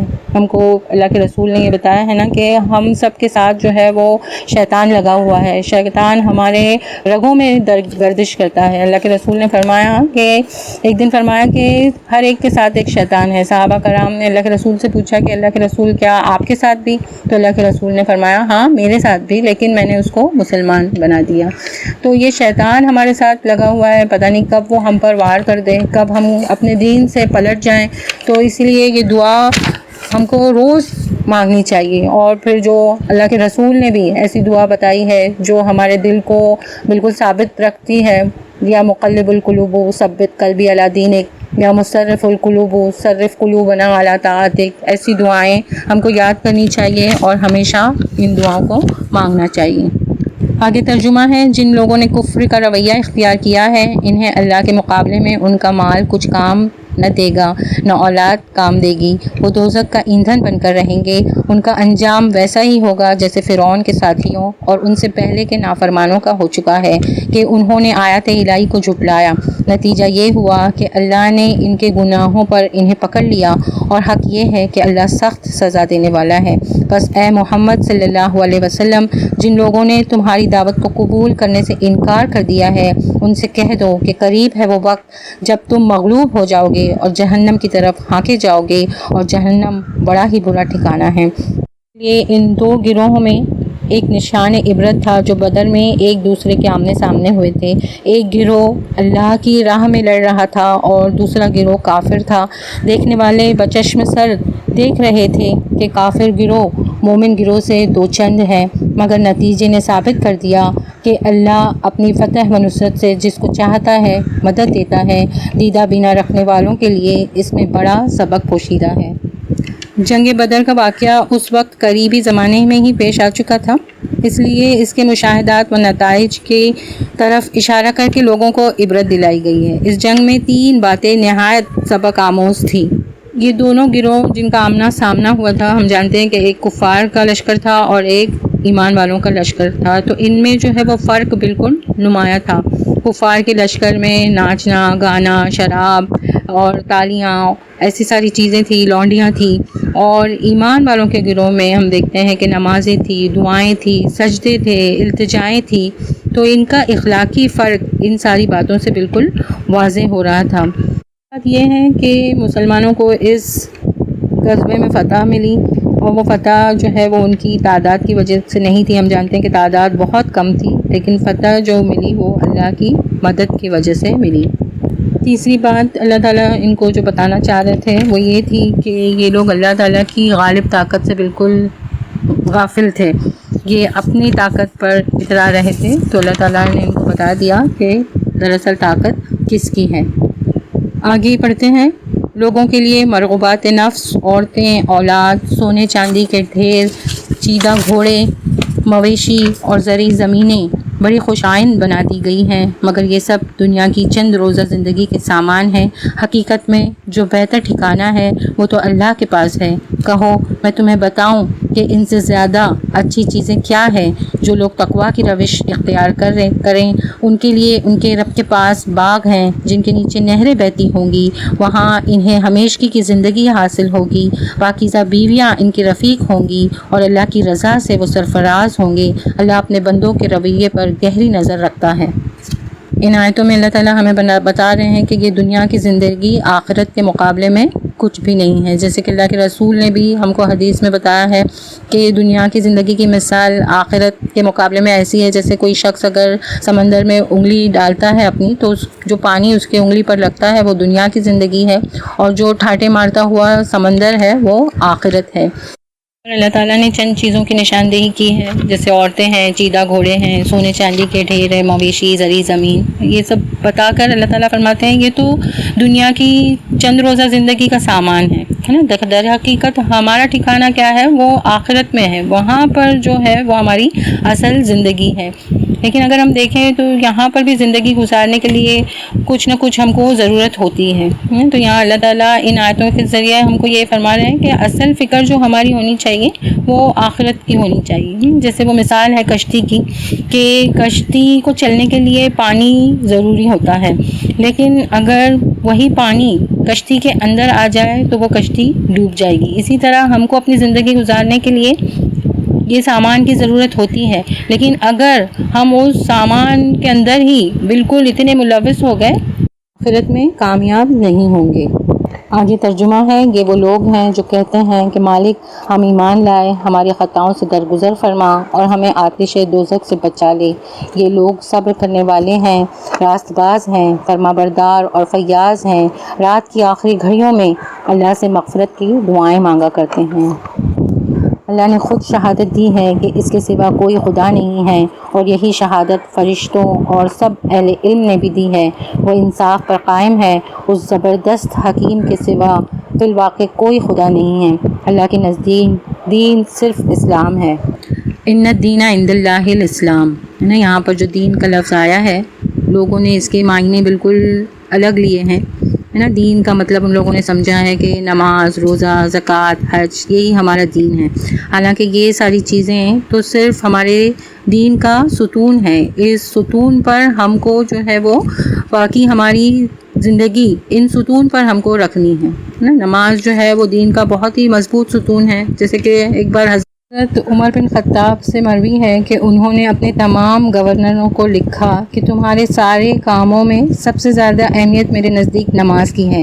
جو شخص اپنی نماز کی حفاظت کرے گا اور اس کی دیکھ بھال کرتا رہے گا تو وہ اپنے پورے دین کی حفاظت کرے گا، اور جو نماز کو ضائع کر دے گا تو وہ اور ساری چیزوں کو بدرجہ اولا برباد کر دینے والا ثابت ہوگا۔ مشکات، یعنی دیکھیے اس سے ہم کو پتہ چلتا ہے کہ صرف نماز دین نہیں ہے بلکہ نماز دین کا ایک حصہ ہے۔ ابھی سورہ بقرہ میں جتنے احکام آئے تھے وہ کیا ہے نا، وہ صرف کتابی باتیں نہیں تھی، وہ اللہ تعالیٰ کو قرآن میں سب مینشن کرنا تھا، اس لیے اللہ نے مینشن نہیں کیا ہے نا، بلکہ اللہ تعالیٰ چاہتا ہے کہ یہ ساری باتوں پر بھی ہم عمل کریں۔ سورہ مائدہ میں اللہ تعالیٰ فرماتے ہیں کہ الیوم اکملت لکم دینکم واتممت علیکم نعمتی ورضیت لکم اسلام دینا، کہ آج میں نے تمہارے لیے تمہارے دین کو مکمل کر دیا اور اپنی نعمت تم پر تمام کر دی اور تمہارے لیے اسلام کو دین کے لحاظ سے پسند کیا۔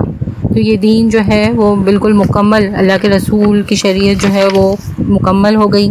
اب ہم کو اسی کو فالو کرنا ہے، اس کو چھوڑ کے اگر ہم کسی اور سے رہنمائی حاصل کریں گے گمراہ ہو جائیں گے۔ اسی سورہ میں آگے آیت نمبر 85 میں اللہ تعالیٰ فرماتے ہیں کہ وَمَن يَبْتَغِ غَيْرَ الْإِسْلَامَ دِينًا فَلَن يُقْبَلَ مِنْهُ وَهُوَ فِي الْآخِرَةِ مِنَ الْخَاسِرِينَ، جو اسلام کے سوا کوئی اور طریقہ اختیار کرے گا اس کا وہ طریق ہرگز قبول نہ کیا جائے گا اور آخرت میں وہ ناکام و نامراد ہوگا۔ آج ہم دیکھیں کہ ہمارا حال کیا ہو گیا ہے، ہم نے اپنی زندگی کو جو ہے وہ کمپارٹمنٹلائز کر دیا ہے۔ کچھ زندگی کے حصوں میں ہمارے دین ہے، کچھ حصوں میں نہیں ہے۔ جب ہم نماز کی حالت میں ہیں تو ہم اللہ کے بندے ہیں، جب ہم نماز سے باہر ہیں تو ہم بالکل آزاد ہیں، وہاں پر ہم کوئی چیز فالو نہیں کرتے۔ رمضان کے مہینے میں ہم رمضانی مسلمان بنتے ہیں، جب ختم ہو جاتا ہے تو ہم بالکل آزاد ہو جاتے ہیں. پھر وہ عبادتیں جو رمضان کے مہینے میں کرتے تھے وہ سب چھوٹ جاتی ہیں. جو رمضان میں کرتے تھے وہ سب چھوٹ جاتی ہے. یہاں تک کہ لوگوں کی نماز بھی قضا ہونے لگتی ہے. معاملے میں تو ہمارا یہ حال ہو گیا ہے کہ میٹھا میٹھا ہپ ہپ کڑوا کڑوا تھو تھو. اس دین سے ہٹ کر جو مختلف طریقے ان لوگوں نے اختیار کیے جنہیں کتاب دی گئی تھی، ان کے اس طرز عمل کی کوئی وجہ اس کے سوا نہ تھی کہ انہوں نے علم آ جانے کے بعد آپس میں ایک دوسرے پر زیادتی کرنے کے لیے ایسا کیا. اور جو کوئی اللہ کے احکام و ہدایت کی اطاعت سے انکار کر دے، اللہ کو اس سے حساب لیتے کچھ دیر نہیں لگتی. اگر یہ لوگ تم سے جھگڑا کریں تو ان سے کہو میں نے اور میرے پیرووں نے تو اللہ کے آگے سر تسلیم خم کر دیا. پھر اہل کتاب اور غیر اہل کتاب دونوں سے پوچھو کیا تم نے بھی اس کی اطاعت و بندگی قبول کی؟ اگر کی تو وہ راہ راست پا گئے، اور اگر اس سے منہ موڑا صرف پیغام پہنچا دینے کی ذمہ داری تھی. آگے اللہ خود اپنے بندوں کے معاملات دیکھنے والا ہے. جو لوگ اللہ کے احکام و ہدایت کو ماننے سے انکار کرتے ہیں اور اس کے پیغمبروں کو ناحق قتل کرتے ہیں اور ایسے لوگوں کی جان کے درپے ہو جاتے ہیں جو خلق خدا میں عدل و راستی کا حکم دینے کے لیے اٹھیں، ان کو دردناک سزا کی خوشخبری سنا دو. یہ وہ لوگ ہیں جن کے اعمال دنیا اور آخرت دونوں میں ضائع ہو گئے اور ان کا مددگار کوئی نہیں. تم نے دیکھا نہیں کہ جن لوگوں کو کتاب کے علم میں سے کچھ حصہ ملا ہے ان کا حال کیا ہے؟ انہیں جب کتاب الہی کی طرف بلایا جاتا ہے تاکہ وہ ان کے درمیان فیصلہ کرے تو ان میں سے ایک فریق اس سے پہلو تہی کرتا ہے اور اس فیصلے کی طرف آنے سے منہ پھیر جاتا ہے. ان کا یہ طرز عمل اس وجہ سے ہے کہ وہ کہتے ہیں آتش دوزخ تو ہمیں مس تک نہ کرے گی، اور اگر دوزخ کی سزا ہم کو ملے گی بھی تو بس چند روز. ان کے خود ساختہ عقیدوں نے ان کو اپنے دین کے معاملے میں بڑی غلط فہمی میں ڈال رکھا ہے. مگر کیا بنے گی ان پر جب ہم انہیں اس روز جمع کریں گے جس کا آنا یقینی ہے. اس روز ہر شخص کو اس کی کمائی کا بدلہ پورا پورا دے دیا جائے گا اور کسی پر ظلم نہ ہوگا. یہ باتیں جو ہے وہ اہل کتاب کہتے تھے کہ وہ اللہ کے بیٹے ہیں، اللہ کے چہیتے ہیں، اس لیے اللہ تعالیٰ ان کو سزا نہیں دے گا. اور اگر اللہ تعالیٰ سزا دے گا بھی تو گنتی کے چند دن ہے جو ان کو جہنم میں ڈالا جائے گا، اس کے بعد ان کی نجات ہوگی. تو یہاں پر اللہ تعالیٰ ان کو بتا رہے ہیں کہ یہ ان کے خود ساختہ عقیدے ہیں جو انہوں نے خود ہی گھڑ لیے ہیں. ایسی ہی باتیں ہمارے اندر بھی کچھ لوگ کرتے ہیں نا کہ فلاں شخص جو ہے وہ ہماری سفارش کریں گے، فلاں جس کے ہم مرید ہیں وہ ہمارے لیے قیامت میں کھڑے ہو جائیں گے، وہ ہمارے حق میں سفارش کریں گے اللہ سے تو ہم بچ جائیں گے. اور پھر کچھ لوگ یہ بھی کہتے ہیں کہ ہم نے کیونکہ کلمہ لا الہ الا اللہ پڑھ لیا ہے نا، تو ہم جو ہے وہ اگر ہمارے گناہوں کی سزا ملی بھی تو وہ جہنم میں کچھ دن ہوگی، اس کے بعد ہماری نجات ہے. خدایا ملک کے مالک، تو جسے چاہے حکومت دے اور جسے چاہے چھین لے، جس سے چاہے عزت بخشے اور جس کو چاہے ذلیل کر دے. بھلائی تیرے اختیار میں ہے، بے شک تو ہر چیز پر قادر ہے. رات کو دن میں پیروتا ہوا لے آتا ہے اور دن کو رات میں، جاندار میں سے بے جان کو نکالتا ہے اور بے جان میں سے جاندار کو، اور جسے چاہتا ہے بے حساب رزق دیتا ہے. جب انسان ایک طرف کافروں اور نافرمانوں کے کرتوت دیکھتا ہے اور پھر یہ دیکھتا ہے کہ وہ دنیا میں کس طرح پھل پھول رہے ہیں، اہل ایمان کی اطاعت شعاریاں دیکھتا ہے، پھر ان کو اس فکر اور فاقہ میں ان مصائب میں دیکھتا ہے تو اس کے دل میں ایک سوال پیدا ہوتا ہے. اللہ تعالیٰ نے یہاں پر اس سوال کا جواب بہت ہی لطیف انداز میں دیا ہے کہ اللہ تعالیٰ جو ہے وہ بادشاہ ہے، وہ جس کو چاہتا ہے رزق عطا کرتا ہے، جس کو چاہتا نہیں. اللہ کے رزق دینے کا معاملہ کچھ اور ہی ہے. یہ نہیں ہے کہ اللہ تعالیٰ جن سے محبت کرتا ہے ان کو بہت زیادہ مال دیتا ہے.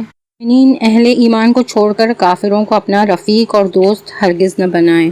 یہاں پر کافروں کو دوست نہ بنائیں ایسا اللہ تعالیٰ نے فرمایا ہے، تو اس کا مطلب یہ نہیں ہے کہ بالکل ہم نان مسلم سے بات چیت نہ کریں، ان سے کوئی تعلقات ہی نہ رکھیں، بلکہ یہاں پر رفیق اور دوست نہ بنائیں جو بات آئی ہے اس کا مطلب یہ ہے کہ بہت زیادہ گہری دوستی ان سے نہ رکھیں، ہے نا. یہ گہری دوستی رکھنے سے کیا ہوتا ہے کہ بہت زیادہ جب میل ملاپ ہوتا ہے، تعلقات بہت زیادہ ہوتے ہیں تو ایک دوسرے کا رنگ لوگوں پر چڑھتا ہے نا. اور بہت کم ہی ہم نے دیکھا ہے کہ مسلمانوں کا رنگ جو ہے وہ کسی پر چڑھا ہو، بلکہ غیروں کا رنگ ہم پر زیادہ جلدی چڑھتا ہے. ہمارے بچے بھی کالجز جاتے ہیں، ہم دیکھتے ہیں کہ کس طرح وہ اتنا انفلوئنس ہو جاتے ہیں، ہے نا. تو یہ زیادہ گہری دوستی نہیں رکھنا ہے، لیکن اس کا مطلب یہ نہیں ہے کہ بالکل بھی ان سے بات چیت نہیں ہے نا. تھوڑی بہت وہ دوستی ان سے رکھنا ہے. جو ایسا کرے گا اس کا اللہ سے کوئی تعلق نہیں. ہاں یہ معاف ہے کہ تم ان کے ظلم سے بچنے کے لیے بظاہر ایسا طرز عمل اختیار کرو، یعنی اگر کوئی مسلمان جو ہے وہ کافروں کے گھیرے میں گر گیا ہے، اس کی جان کی بنائی ہے نا، اس وقت وہ اپنی جان بچانے کے لیے ان سے دوستی کر سکتا ہے۔ پھر مگر اللہ تمہیں اپنے آپ سے ڈراتا ہے اور تمہیں اسی کی طرف پلٹ کر جانا ہے۔ اے نبی صلی اللہ علیہ وسلم، لوگوں کو خبردار کرو کہ تمہارے دلوں میں جو کچھ ہے اسے خواہ تم چھپاؤ یا ظاہر کرو، اللہ بہرحال اسے جانتا ہے۔ زمین اور آسمان کی کوئی چیز اس کے علم سے باہر نہیں ہے اور اس کا اقتدار ہر چیز پر حاوی ہے۔ وہ دن آنے والا ہے جب ہر نفس اپنے کیے کا پھل حاصل پائے گا، خواہ اس نے بھلائی کی ہو یا برائی۔ اس روز آدمی یہ تمنا کرے گا کہ کاش ابھی یہ دن اس سے بہت دور ہوتا۔ اللہ تمہیں اپنے آپ سے ڈراتا ہے اور وہ اپنے بندوں کا نہایت خیر خواہ ہے۔ قل ان کنتم تحبون اللہ فاتبعونی یحببکم اللہ ویغفر لکم ذنوبکم۔ یہاں پر بتایا جا رہا ہے کہ نبی کہہ دو اگر تم اللہ سے محبت کرتے ہو تو میری پیروی کرو، اللہ بھی تم سے محبت کرے گا، وہ تمہیں بخش دے گا، تمہارے گناہ معاف کرے گا۔ یعنی اللہ کی محبت کا کرائٹیریا بتایا جا رہا ہے کہ اگر تم کو اللہ سے محبت ہے کیا کرو گے؟ تم رسول کی پیروی کرو گے۔ اگر رسول کی پیروی نہیں کر رہے اس کا مطلب تم کو اللہ سے محبت نہیں ہے۔ میں فتبعونی کہا گیا ہے یعنی میری اتباع کرو، رسول کی اتباع۔ اور ہم دیکھتے ہیں کہ صحابہ کرام کس طرح اللہ کے رسول کی اتباع کرتے تھے۔ وہ ایک بار جو ہے وہ سالن کی ہانڈی میں ڈول گھما رہے تھے، لوگوں نے ان سے کہا کہ تم ایسے کیوں کر رہے ہو؟ تو انہوں نے فرمایا کہ میں نے اپنے رسول کو ایسے کرتے دیکھا تھا۔ اللہ کے رسول کو لوکی بہت پسند تھی تو اللہ کے رسول سالن میں سے لوکی ڈھونڈ ڈھونڈ کے کھاتے تھے، ابھی بھی ہانڈی میں اپنا ڈول گھما رہے تھے۔ ایک دوسرے صحابی ہے بدری صحابی، انہوں نے جب پہلی بار اللہ کے رسول کو دیکھا تو اللہ کے رسول کے کرتا کے اوپر کا بٹن جو ہے وہ کھلا تھا، تو انہوں نے اللہ کے رسول کی محبت میں ہمیشہ اپنے کرتے کا بٹن جو ہے وہ کھلا رکھا۔ یہ محبت کا درجہ ہے کہ جیسے اپنے محبوب کو دیکھو اسی طرح خود بھی بن جاؤ، جو بہت مشکل ہے، یہ کچھ ہی لوگ کر پاتے ہیں۔ آگے اللہ تعالیٰ فرماتے ہیں قل اطیعوا اللہ والرسول، اے نبی کہہ دو ان سے اطاعت کرو اللہ کی اور رسول کی۔ فَإِن تَوَلَّوْا فَإِنَّ اللَّهَ لَا يُحِبُّ الْكَافِرِينَ، پھر اگر تم پھر گئے پھر بے شک اللہ نہیں وہ پسند کرتا کافروں کو۔ جب اطاعت کی بات آئی تو اللہ تعالیٰ نے کیا فرمایا کہ اللہ تعالیٰ ایسے جو اطاعت نہیں کرتا، اللہ تعالیٰ ایسے کافروں کو پسند نہیں کرتا۔ یعنی اطاعت نہیں کرنے والا کون سے درجے میں جاتا ہے؟ وہ کافر کے درجے میں جاتا ہے۔ اطاعت کیا ہے؟ اطاعت یہ ہے کہ اللہ کے رسول نے جو ہم سے کہا ہے کرنے کے لیے وہ ہم کو کرنا ہے۔ جیسے قرآن میں آتا ہے نا کہ جو رسول تمہیں دے وہ لے لو اور جس چیز سے منع کرے اس سے رک جاؤ۔ سورہ نساء میں آتا ہے من یطع الرسول فقد اطاع اللہ، جس نے رسول کی اطاعت کی تحقیق اس نے اللہ کی اطاعت کی۔ تو جو رسول ہم سے کہیں اگر ہم وہ کرتے ہیں یعنی ہم نے رسول کی اطاعت کی۔ اب آگے جو آیتیں آئیں گی ان آیتوں کا نزول 9 ہجری میں جب نجران سے وفد مدینہ آیا تھا، یہ 60 آدمیوں کا وفد تھا، اس کے بعد یہ آیتیں نازل ہوئی تھی۔ ہم دیکھتے ہیں کہ اللہ تعالیٰ ان آیتوں میں کیا فرماتے ہیں۔ اللہ نے آدم اور نوح اور آل ابراہیم اور آل عمران ان کو تمام دنیا والوں پر ترجیح دے کر اپنی رسالت کے لیے منتخب کیا تھا۔ یہ ایک سلسلے کے لوگ تھے جو ایک دوسرے کی نسل سے پیدا ہوئے تھے۔ اللہ سب کچھ سنتا اور جانتا ہے۔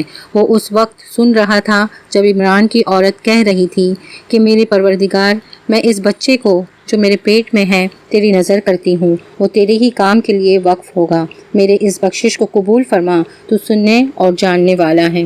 یہاں ہم دیکھتے ہیں کہ مریم علیہ السلام کی والدہ ان کے پیدا ہونے سے پہلے کس طرح ان کا فیوچر جو ہے انہوں نے چاک آؤٹ کیا تھا، ہے نا۔ یہاں پر ہم کو یہ سبق ملتا ہے کہ ہم کو بھی بچے کے پیدا ہونے سے پہلے یہ طے کرنا چاہیے کہ ہم کو اس بچے کو کیا بنانا ہے، ہم کو اس کی کیسی تربیت کرنی چاہیے، ہے نا۔ جیسے ماؤں کو کہا گیا ہے کہ خواب دیکھیں خواب دکھائیں۔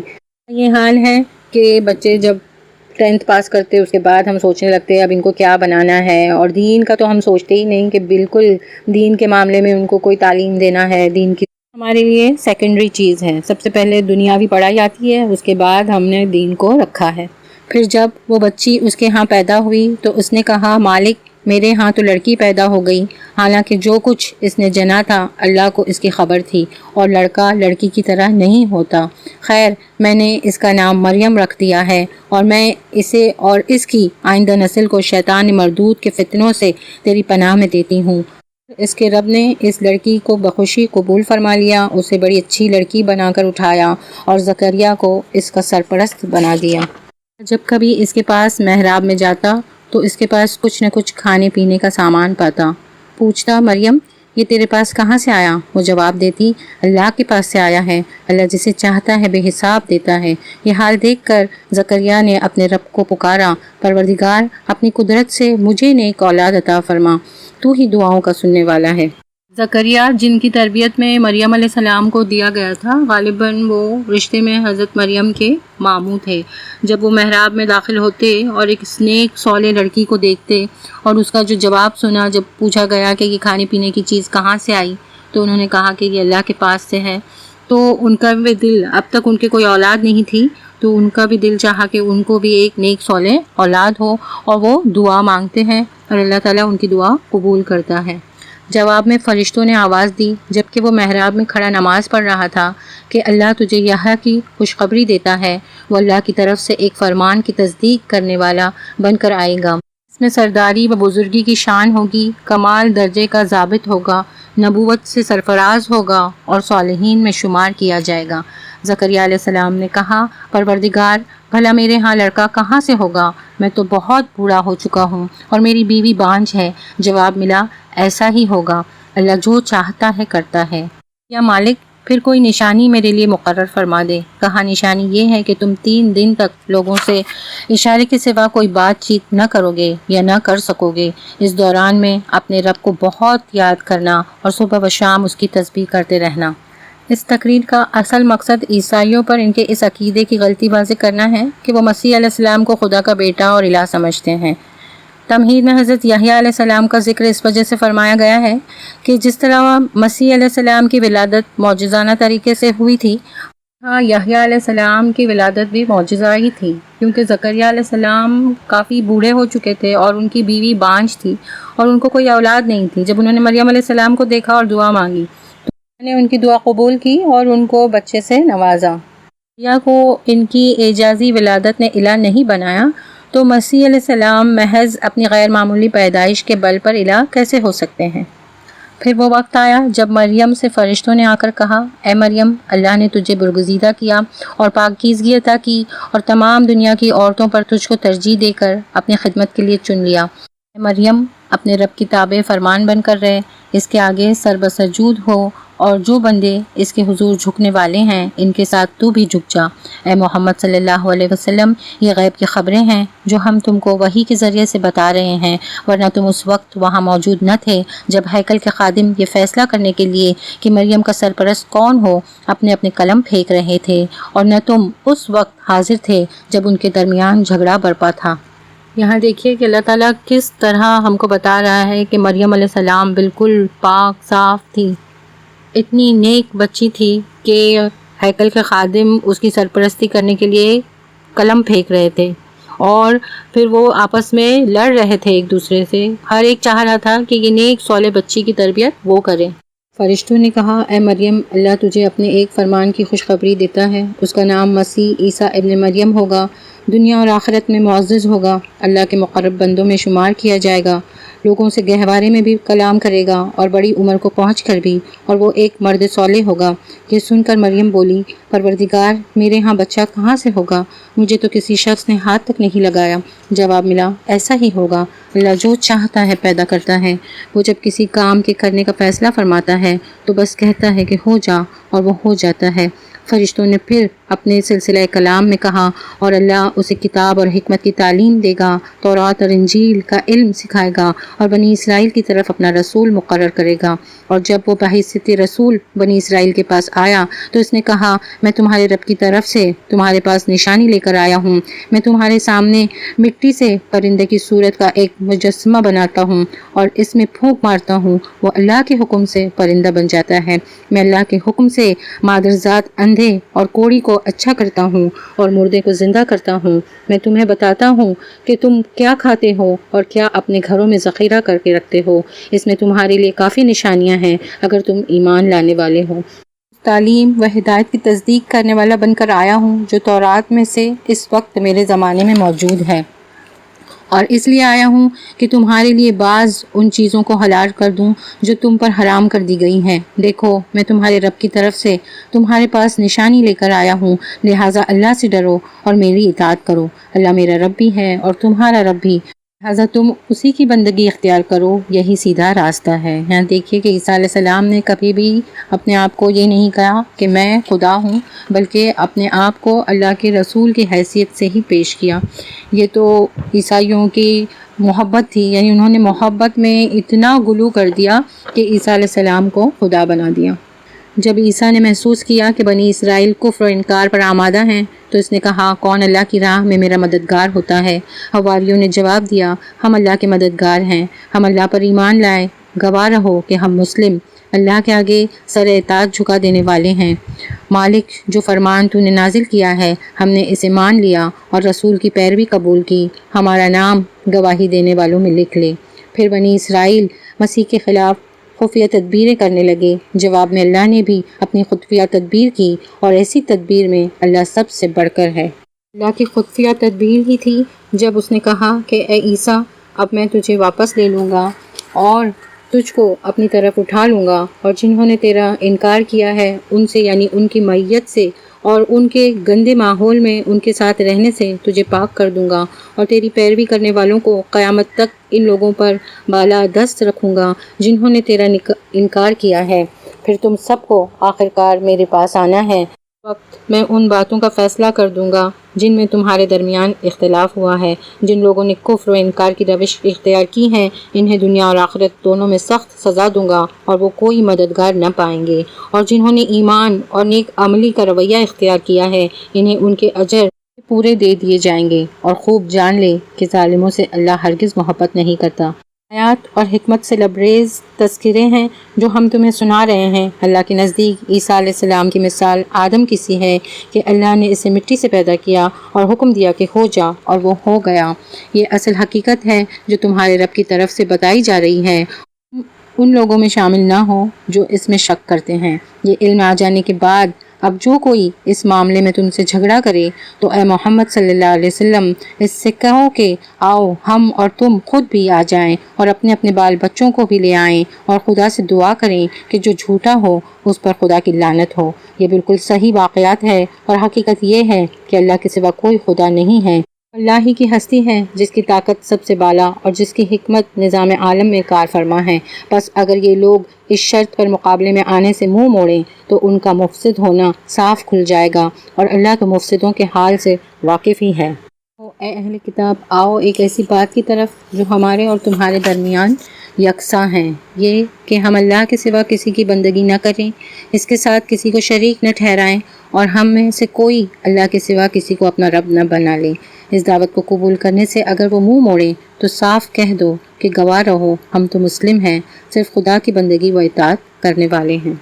یہاں ہم کو دعوت کا طریقہ سکھایا جا رہا ہے کہ جب ہم اسلام کی دعوت کسی کو دینے جاتے ہیں تو ان کے درمیان اور ہمارے درمیان جو چیز سیم ہے اس گراؤنڈ سے ہم بات شروع کریں تاکہ وہ ہماری بات سننے والے بنیں۔ ہم دیکھتے ہیں کہ جو سیلز مین بھی آتے ہیں ہمارے پاس، وہ اپنا پروڈکٹ جب لاتے ہیں تو وہ ہم جب ان سے کہتے ہیں کہ نہیں ہم یہ نہیں لیں گے، یہ ہمارے پاس ہے، تو وہ یہ نہیں کہتے کہ آپ کے پاس جو چیز ہے وہ بالکل بیکار ہے، بلکہ وہ ان کو ایسے سکھایا جاتا ہے کہ یہ کہیں نہیں آپ کے پاس جو ہے وہ بھی اچھا ہے لیکن یہ اس سے زیادہ اچھا ہے، یہ ایسا ہے، یہ ویسا ہے نا۔ تو اسی طرح جب ہم کسی کے دین کو بالکل سرے سے رد کر دیں گے تو وہ ہماری بات سنیں گے نہیں۔ تو یہاں پر دیکھیے اللہ تعالیٰ بھی وہی بتا رہے ہیں کہ جو تعالوا الی کلمۃ سواء بیننا و بینکم، ہے نا، اس بات کی طرف آئیں جو تمہارے اور ہمارے درمیان یکساں ہیں۔ یہاں سے بات کا آغاز ہوگا اور پھر آگے ہم اس کو اپنی بات سمجھا سکتے ہیں، وہ مانے نہ مانے اس کی مرضی، لیکن ایک کامن پوائنٹ ہم کو مل جاتا ہے کہ ہم اپنی دعوت پیش کریں۔ ہم کو سامنے والے کو ہرانا نہیں ہے بلکہ ہم کو اس کا دل نرم کرنا ہے، ہم کو اس کے ساتھ اس طریقے سے بات کرنا ہے تاکہ وہ ہماری بات سنیں، ایک ڈائلاگ شروع ہو جائے، ہے نا۔ پھر یہاں پر جو آیت میں بھی آیا ہے کہ وَلَا يَتَّخِذُوا بَعْضُنَا بَعْضًا أَرْبَابًا مِّن دُونِ اللَّهِ، کہ اللہ کے سوا کسی کو اپنا رب نہ بنا لیں۔ تو عدی بن حاتم رضی اللہ عنہ اللہ کے رسول کے پاس آیا اور انہوں نے کہا کہ ہم کہاں پر اللہ کے ساتھ کسی کو اپنا رب بناتے ہیں؟ تو اللہ کے رسول نے کہا کہ کیا تم اپنے پوپ اور پادریوں کی حلال کی ہوئی چیز کو حلال اور حرام کی ہوئی چیز کو حرام نہیں مانتے؟ تو تو وہ خاموش ہو گئے۔ اے اہل کتاب، تم ابراہیم کے بارے میں ہم سے کیوں جھگڑا کرتے ہو؟ تورات اور انجیل تو ابراہیم کے بعد ہی نازل ہوئی ہیں، پھر کیا تم اتنی بات بھی نہیں سمجھتے؟ تم لوگ جن چیزوں کا علم رکھتے ہو ان میں تو خوب بحثیں کر چکے، اب ان معاملات میں کیوں بحث کرنے پر چلے ہو جن کا تمہارے پاس کچھ بھی علم نہیں؟ اللہ جانتا ہے اور تم نہیں جانتے۔ ابراہیم علیہ السلام نہ یہودی تھا نہ عیسائی، بلکہ وہ تو ایک مسلم یکسو تھا، اور وہ ہرگز مشرکوں میں سے نہ تھا۔ ابراہیم علیہ السلام سے نسبت رکھنے کا سب سے زیادہ حق اگر کسی کو پہنچتا ہے تو ان لوگوں کو پہنچتا ہے جنہوں نے اس کی پیروی کی، اور اب یہ نبی اور اس کے ماننے والے اس نسبت کے زیادہ حقدار ہیں۔ اللہ صرف انہی کا حامی و مددگار ہے جو ایمان رکھتے ہوں۔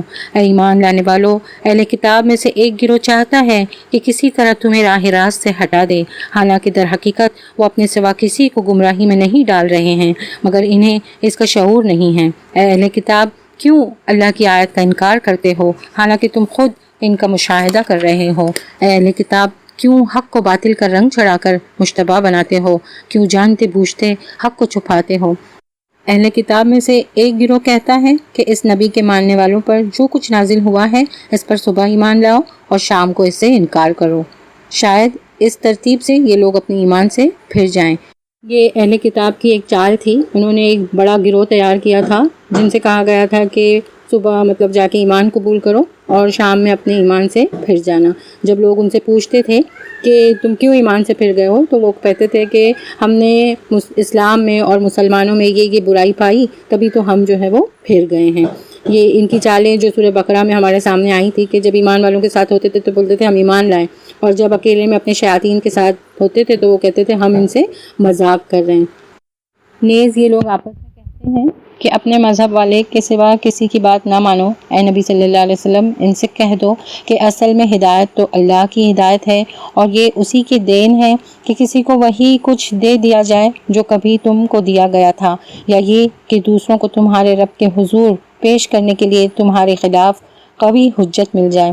اے نبی صلی اللہ علیہ وسلم، ان سے کہو کہ فضل و شرف اللہ کے اختیار میں ہے، جسے چاہے عطا فرمائے، وہ وسیع النظر ہے اور سب کچھ جانتا ہے، اپنی رحمت کے لیے جس کو چاہتا ہے مخصوص کر لیتا ہے، اور اس کا فضل بہت بڑا ہے۔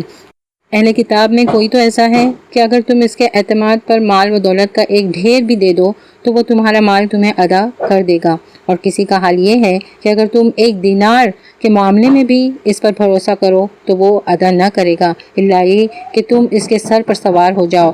ان کی اس اخلاقی حالت کا سبب یہ ہے کہ وہ کہتے ہیں امیوں یعنی غیر یہودی لوگوں کے معاملے میں ہم پر کوئی مواخذہ نہیں ہے، اور یہ بات وہ محض جھوٹ گھڑ کر اللہ کی طرف منسوب کرتے ہیں، حالانکہ انہیں معلوم ہے کہ اللہ نے ایسی کوئی بات نہیں فرمائی ہے۔ آخر کیوں ان سے باز پرس نہ ہوگی؟ جو بھی اپنے عہد کو پورا کرے گا اور برائی سے بچ کر رہے گا وہ اللہ کا محبوب بنے گا، کیونکہ پرہیزگار لوگ اللہ کو پسند ہیں۔ یہودیوں میں نسلی تعصب بہت تھا۔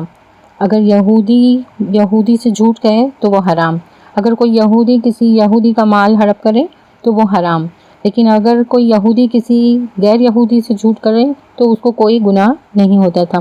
اسی طرح اگر ان کو کوئی پیسہ، کوئی سکہ کسی غیر یہودی کے محلے میں ملتا تھا تو وہ آرام سے اس کو رکھ لیتے تھے، لیکن وہی سکہ اگر وہ یہودی کے محلے میں ملتا تھا تو اس کا اعلان کرتے تھے جب تک کہ اس سکے کا مالک نہیں مل جائے۔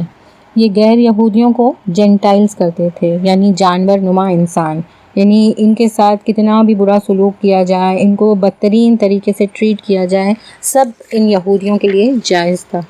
آگے آ رہا ہے، رہے وہ لوگ جو اللہ کے عہد اور اپنی قسموں کو تھوڑی قیمت پر بیچ ڈالتے ہیں تو ان کے لیے آخرت میں کوئی حصہ نہیں۔ اللہ قیامت کے روز نہ ان سے بات کرے گا، نہ ان کی طرف دیکھے گا اور نہ انہیں پاک کرے گا، بلکہ ان کے لیے تو سخت دردناک سزا ہے۔ ان میں کچھ لوگ ایسے ہیں جو کتاب پڑھتے ہوئے اس طرح زبان کا الٹ پھیر کرتے ہیں کہ تم سمجھو جو کچھ وہ پڑھ رہے ہیں وہ کتاب ہی کی عبارت ہے، حالانکہ وہ کتاب کی عبارت نہیں ہوتی۔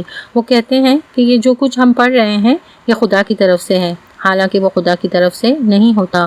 وہ جان بوجھ کر جھوٹ بات اللہ کی طرف منسوب کر دیتے ہیں۔ کسی انسان کا یہ کام نہیں ہے کہ اللہ تو اس کو کتاب اور حکم اور نبوت عطا فرمائے اور وہ لوگوں سے کہے کہ اللہ کے بجائے تم میرے بندے بن جاؤ۔ وہ تو یہی کہے گا کہ سچے ربانی بنو، جیسا کہ اس کتاب کی تعلیم کا تقاضا ہے جسے تم پڑھتے اور پڑھاتے ہو۔ وہ تم سے ہرگز یہ نہ کہے گا کہ فرشتوں کو یا پیغمبروں کو اپنا رب بنا لو۔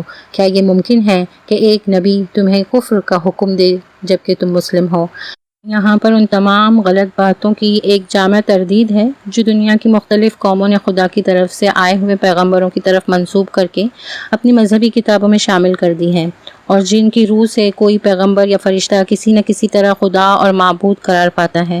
ان آیت میں یہ قاعدہ کلیہ بتایا گیا ہے کہ ایسی کوئی تعلیم جو اللہ کے سوا کسی اور کی بندگی و پرستش سکھاتی ہو اور کسی بندے کو بندگی کے حد سے بڑھا کر خدائی کے مقام تک لے جاتی ہو، ہرگز کسی پیغمبر کی دی ہوئی تعلیم نہیں ہو سکتی۔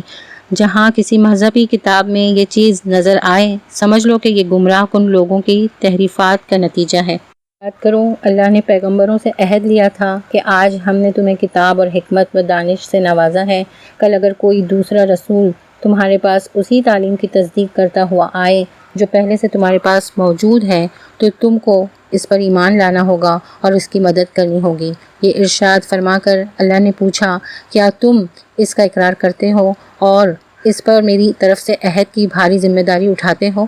انہوں نے کہا، ہاں ہم اقرار کرتے ہیں۔ اللہ نے فرمایا، اچھا تو گواہ رہو اور میں بھی تمہارے ساتھ گواہ ہوں۔ اس کے بعد جو اپنے عہد سے پھر جائے وہی فاسق ہے۔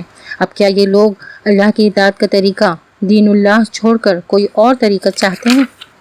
حالانکہ آسمان اور زمین کی ساری چیزیں چار و ناچار اللہ کی کتابیں و فرمان مسلم ہیں اور اسی کی طرف سب کو پلٹنا ہے۔ اے نبی صلی اللہ علیہ وسلم، کہو کہ ہم اللہ کو مانتے ہیں، اس تعلیم کو مانتے ہیں جو ہم پر نازل کی گئی ہے، ان تعلیمات کو بھی مانتے ہیں جو ابراہیم علیہ السلام، اسماعیل علیہ السلام، اسحاق علیہ السلام، یعقوب علیہ السلام اور اولاد یعقوب پر نازل ہوئی تھی، اور ان ہدایات پر بھی ایمان رکھتے ہیں جو موسیٰ علیہ السلام اور عیسیٰ علیہ السلام اور دوسرے پیغمبروں کو ان کے رب کی طرف سے دی گئی۔ ہم ان کے درمیان فرق نہیں کرتے اور ہم اللہ کے تابع و فرمان مسلم ہیں۔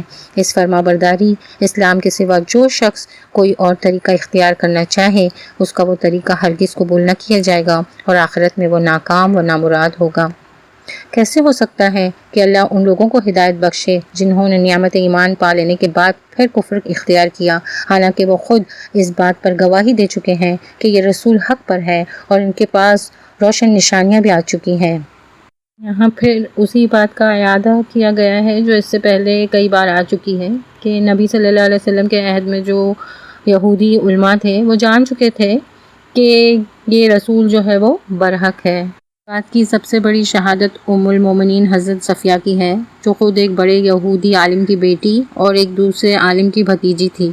وہ فرماتی ہیں کہ جب نبی صلی اللہ علیہ وسلم مدینے تشریف لائے تو میرے باپ اور چچا دونوں آپ سے ملنے گئے، بڑے دیر تک آپ سے گفتگو کی۔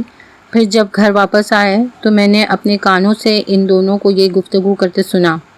چچا کہہ رہے تھے کہ کیا واقعی یہ وہی نبی ہیں جس کی خبر ہماری کتابوں میں دی گئی ہے؟ تو والد نے جواب دیا، خدا کی قسم ہاں۔ پھر چچا نے پوچھا، کیا تم کو اس کا یقین ہے؟ تو والد نے کہا ہاں۔ نے کہا پھر کیا ارادہ ہے؟ والد نے جواب دیا، جب تک جان میں جان ہے اس کی مخالفت کروں گا اور اس کی بات چلنے نہ دوں گا۔ سلمان فارسی رضی اللہ عنہ کے ایمان کا واقعہ بھی ہم کو پتہ ہے کہ جب وہ ایران سے موصل آئے، وہاں پر کسی پادری نے ان کو جو آخری نبی ہے ان کی نشانیاں بتائی، اور کیسے جب وہ مدینہ پہنچتے ہیں اور پھر وہاں مدینہ میں رسول اللہ صلی اللہ علیہ وسلم کی آمد ہوتی ہے تو کیسے وہ ساری نشانیاں جو تھی ان کو انہوں نے ٹیسٹ کیا نا، اور اس کے بعد وہ اللہ کے رسول پر ایمان لائے۔ تو یہ ہر کوئی جانتا تھا کہ آپ صلی اللہ علیہ وسلم نبی برحق۔ اللہ ظالموں کو تو ہدایت نہیں دیا کرتا، ان کے ظلم کا صحیح بدلہ یہی ہے کہ ان پر اللہ اور فرشتے اور تمام انسانوں کی پھٹکار ہے۔ اس حالت میں وہ ہمیشہ رہیں گے، نہ ان کی سزا میں تخفیف ہوگی اور نہ انہیں مہلت دی جائے گی۔ البتہ وہ لوگ بچ جائیں گے جو اس کے بعد توبہ کر کے اپنے طرز عمل کی اصلاح کر دیں۔ اللہ بخشنے والا اور رحم فرمانے والا ہے۔ مگر جن لوگوں نے ایمان لانے کے بعد کفر اختیار کیا، پھر اپنے کفر میں بڑھتے چلے گئے، صرف انکار نہیں کیا بلکہ انکار کے بعد مخالفت کی، مزاحمت کی، دوسروں کو اللہ کی راہ سے روکا۔ ہم آج بھی دیکھتے ہیں کہ دنیا میں کس طرح اسلاموفوبیا جو ہے وہ پھیلایا جا رہا ہے، اسلام کے بارے میں غلط باتیں لوگوں کو بتائی جا رہی ہیں، تاکہ لوگ اسلام قبول کرنے سے رک جائیں، لیکن حق جو ہے وہ دبتا نہیں ہے، وہ اپنے آپ کو ظاہر کر کے ہی رہتا ہے۔ کسی نے کیا خوب فرمایا ہے کہ اسلام کی فطرت میں قدرت نے لچک رکھی ہے، جتنا دباؤ گے اتنا ہی ابھرے گا۔ مگر جن لوگوں نے ایمان لانے کے بعد کفر اختیار کیا، پھر اپنے کفر میں بڑھتے چلے گئے، ان کی توبہ بھی قبول نہ ہوگی، ایسے لوگ تو پکے گمراہ ہیں۔ یقین رکھو جن لوگوں نے کفر اختیار کیا اور کفر کی حالت میں ہی جان دی، ان میں سے کوئی اگر اپنے آپ کو سزا سے بچانے کے لیے روئے زمین بھر کر بھی سونا فدیے میں دے دے تو اسے قبول نہ کیا جائے گا۔ ایسے لوگوں کے لیے دردناک سزا تیار ہے اور وہ اپنا کوئی مددگار نہ پائیں گے۔ وآخر دعوانا ان الحمد للہ رب العالمین۔ ہمارا تیسرا جز مکمل ہوا۔ اس جز میں ہمارے سامنے رسولوں کی فضیلت آئی کہ اللہ تعالیٰ نے کیسے بعض کو بعض پر فضیلت دی ہے۔ اس کے بعد انفاق کے بارے میں آیا، اس کے بعد میں قرآن کی عظیم ترین آیت الکرسی آئی ہے، جس کے بارے میں اللہ کے رسول فرماتے ہیں کہ ہر فرض نماز کے بعد جو آیت الکرسی پڑھے گا، اس کے اور جنت کے بیچ میں کوئی چیز مانے نہیں سوائے موت کے۔ اللہ تعالیٰ ہم کو آیت الکرسی فرض نماز کے بعد پڑھنے والا بنائے۔ پھر اس کے بعد پھر ہم دیکھتے ہیں کہ بہت زیادہ انفاق کی ترغیب آئی، پھر سود کے بارے میں ہم کو بتایا گیا، سود کی حرمت کی آیت ہمارے سامنے آئی ہیں کہ اللہ تعالیٰ نے اپنی کتاب کے بارے میں بتایا کہ کس طرح کی آیتیں اس میں ہیں۔ پھر اللہ تعالیٰ کے پاس جو دین قابل قبول ہے وہ کون سا دین ہے۔ پھر عیسیٰ علیہ السلام، مریم علیہ السلام کا حقیقی واقعہ جو ہے وہ ہمارے سامنے آیا، یہودیوں کی شرارتیں جو وہ کرتے تھے وہ ساری چیزیں ہمارے سامنے آئیں۔ اللہ تعالیٰ سے دعا ہے کہ جس چیز پر عمل کرنے کے لیے اللہ تعالیٰ نے ان آیتوں میں ہم سے کہا ہے ہم ان پر عمل کرنے والے بنیں، اور جن چیزوں سے روکا ہے ان سے رک جانے والے بنیں۔ آئیے تھوڑی سی دعا کرتے ہیں۔ اعوذ باللہ من الشیطان الرجیم، بسم اللہ الرحمن الرحیم، الحمد للہ رب العالمین، الرحمن الرحیم، مالک یوم الدین، ایاک نعبد و ایاک نستعین، اہدنا الصراط المستقیم، صراط الذین انعمت علیہم غیر المغضوب علیہم ولا الضالین۔ ربنا آتنا فی الدنیا حسنہ وفی الآخرۃ حسنہ وقنا عذاب النار۔ ربنا ظلمنا انفسنا وان لم تغفر لنا وترحمنا لنکونن من الخاسرین۔ رب اجعلنی مقیم الصلاۃ ومن ذریتی ربنا وتقبل دعا۔ ربنا لا تؤاخذنا ان نسینا واخطأنا، ربنا ولا تحمل علینا اصرا كما حملته على الذین من قبلنا، ربنا ولا تحملنا ما لا طاقة لنا به واعف عنا واغفر لنا وارحمنا أنت مولانا فانصرنا على القوم الكافرين۔ ربنا لا تزغ قلوبنا بعد إذ هديتنا وهب لنا من لدنك رحمة إنك أنت الوهاب۔ ربنا ظلمنا أنفسنا وإن لم تغفر لنا وترحمنا لنكونن من الخاسرين۔ اللهم آنس وحشتي في قبري، اللهم ارحمنا بالقرآن العظيم واجعله لنا إماما ونورا وهدى ورحمة، اللهم ذكرنا منه ما نسينا وعلمنا منه ما جهلنا وارزقنا تلاوته آناء الليل وآناء النهار واجعله لنا حجة يا رب العالمين۔ اللهم إنا عبيدك بنو عبيدك بنو أمائك نواسينا بيدك ماض فينا حكمك عدل فينا قضاؤك، نسألك بكل اسم هو لك سميت به نفسك أو أنزلته في كتابك أو علمته أحد من خلقك أو استأثرت به في علم الغيب عندك أن تجعل القرآن ربيع قلوبنا ونور صدورنا وجلاء أحزاننا وذهاب همومنا وغمومنا۔ اے اللہ، اے رب العالمین، یا اللہ تو ہمارے گناہ معاف کر۔ اے مولا کریم، جو گناہ ہم سے جانے میں ہوئے یا انجانے میں سرزد ہو گئے، مولا تو اپنے فضل و کرم سے انہیں معاف فرما۔ یا اللہ تو ہم سب پر رحم کر، یا اللہ پوری انسانیت پر رحم کر۔ یا اللہ یہ جو پینڈمک پھیلا ہوا ہے، مولا تو اس کو جلد سے جلد دور کر دے۔ اے مولا کریم تو تمام بیماروں کو صحت یاب کر دے۔ عالمین تو سلمہ آپا کو صحت کاملہ عاجلہ مسترمہ عطا فرما۔ اے رب العالمین یا اللہ ان کا سایہ ہم پر تا دیر قائم رکھ۔ اے رب العالمین یا اللہ جو کچھ ہم نے قرآن میں پڑھا ہے مولا تو اس پر عمل کرنے والا بنا۔ اے مولا کریم یہ قیامت میں ہمارے لیے سفارش بن کے آئے، ہمارے حق میں یہ قرآن سفارش کرے نہ کہ ہمارے خلاف۔ اے رب العالمین یا اللہ تو ہم سب کو قرآن کا چلتا پھرتا نمونہ بنا دے۔ اے رب العالمین یا اللہ اس رمضان میں تو ہماری مغفرت فرمانا۔ اے رب العالمین ربنا تقبل منا انک انت السمیع العلیم وتب علینا انک انت التواب الرحیم۔ صلی اللہ تعالی علی خیر خلقہ محمد وعلی آلہ واصحابہ اجمعین، آمین برحمتک یا ارحم الراحمین۔ سبحان اللہ وبحمدہ، سبحانک اللہم وبحمدک، نشہد ان لا الہ الا انت، نستغفرک ونتوب الیک۔ السلام علیکم ورحمۃ اللہ وبرکاتہ۔ جزاک اللہ خیر۔ حضرت عبداللہ رضی اللہ تعالیٰ عنہ بیان کرتے ہیں کہ خوشخبری ہو اس شخص کے لیے جو قرآن سے محبت کرتا ہے، اللہ سبحانہ تعالیٰ ہم سب کو قرآن سے محبت کرنے والا بنا دے، اس کا حق ادا کرنے والا بنا دے، اس پیغام کو آگے پہنچانے والا بنا دے۔ ایک مسلمان خیر خواہ ہوتا ہے۔ میری بہنوں، اس سے بڑی خیر خواہی کیا ہوگی کہ ہم زیادہ سے زیادہ اپنے جاننے والوں کو دور تفسیر سے جوڑ دیں۔ حدیث کا مفہوم ہے کہ اگر تمہارے ذریعے سے اللہ تعالیٰ ایک آدمی کو ہدایت دے دے تو یہ تمہارے لیے سرخ اونٹ سے بہتر ہے، اور سبحان اللہ اگر وہ شخص عمل کرے گا تو ہمارے لیے صدقہ جاریہ بن جائے گا۔ ہم تو اس نعمت سے فیضیاب ہو رہے ہیں، مگر اب بھی کئی بہنیں ایسی ہیں جن تک ہمیں اس پروگرام کو پہنچانا ہے۔ ہو سکتا ہے ہماری یہ کوششیں اللہ سبحانہ تعالیٰ کے حضور میں ہماری نجات کا ذریعہ بن جائیں انشاءاللہ۔ تو کوشش کریں کہ زیادہ سے زیادہ لوگوں کے ساتھ گروپ کے لنک کو شیئر کریں۔ انشاءاللہ کل صبح پھر ملتے ہیں 10 بجے۔ کوشش کریں کہ 10 منٹ پہلے لاگ ان ہو جائے، اور قرآن کو ساتھ رکھیں، نوٹ بک اور پین بھی ہونی چاہیے انشاءاللہ۔ آپ سب اپنا بہت خیال رکھیں۔ اجازت چاہتی ہوں۔ السلام علیکم ورحمۃ اللہ وبرکاتہ۔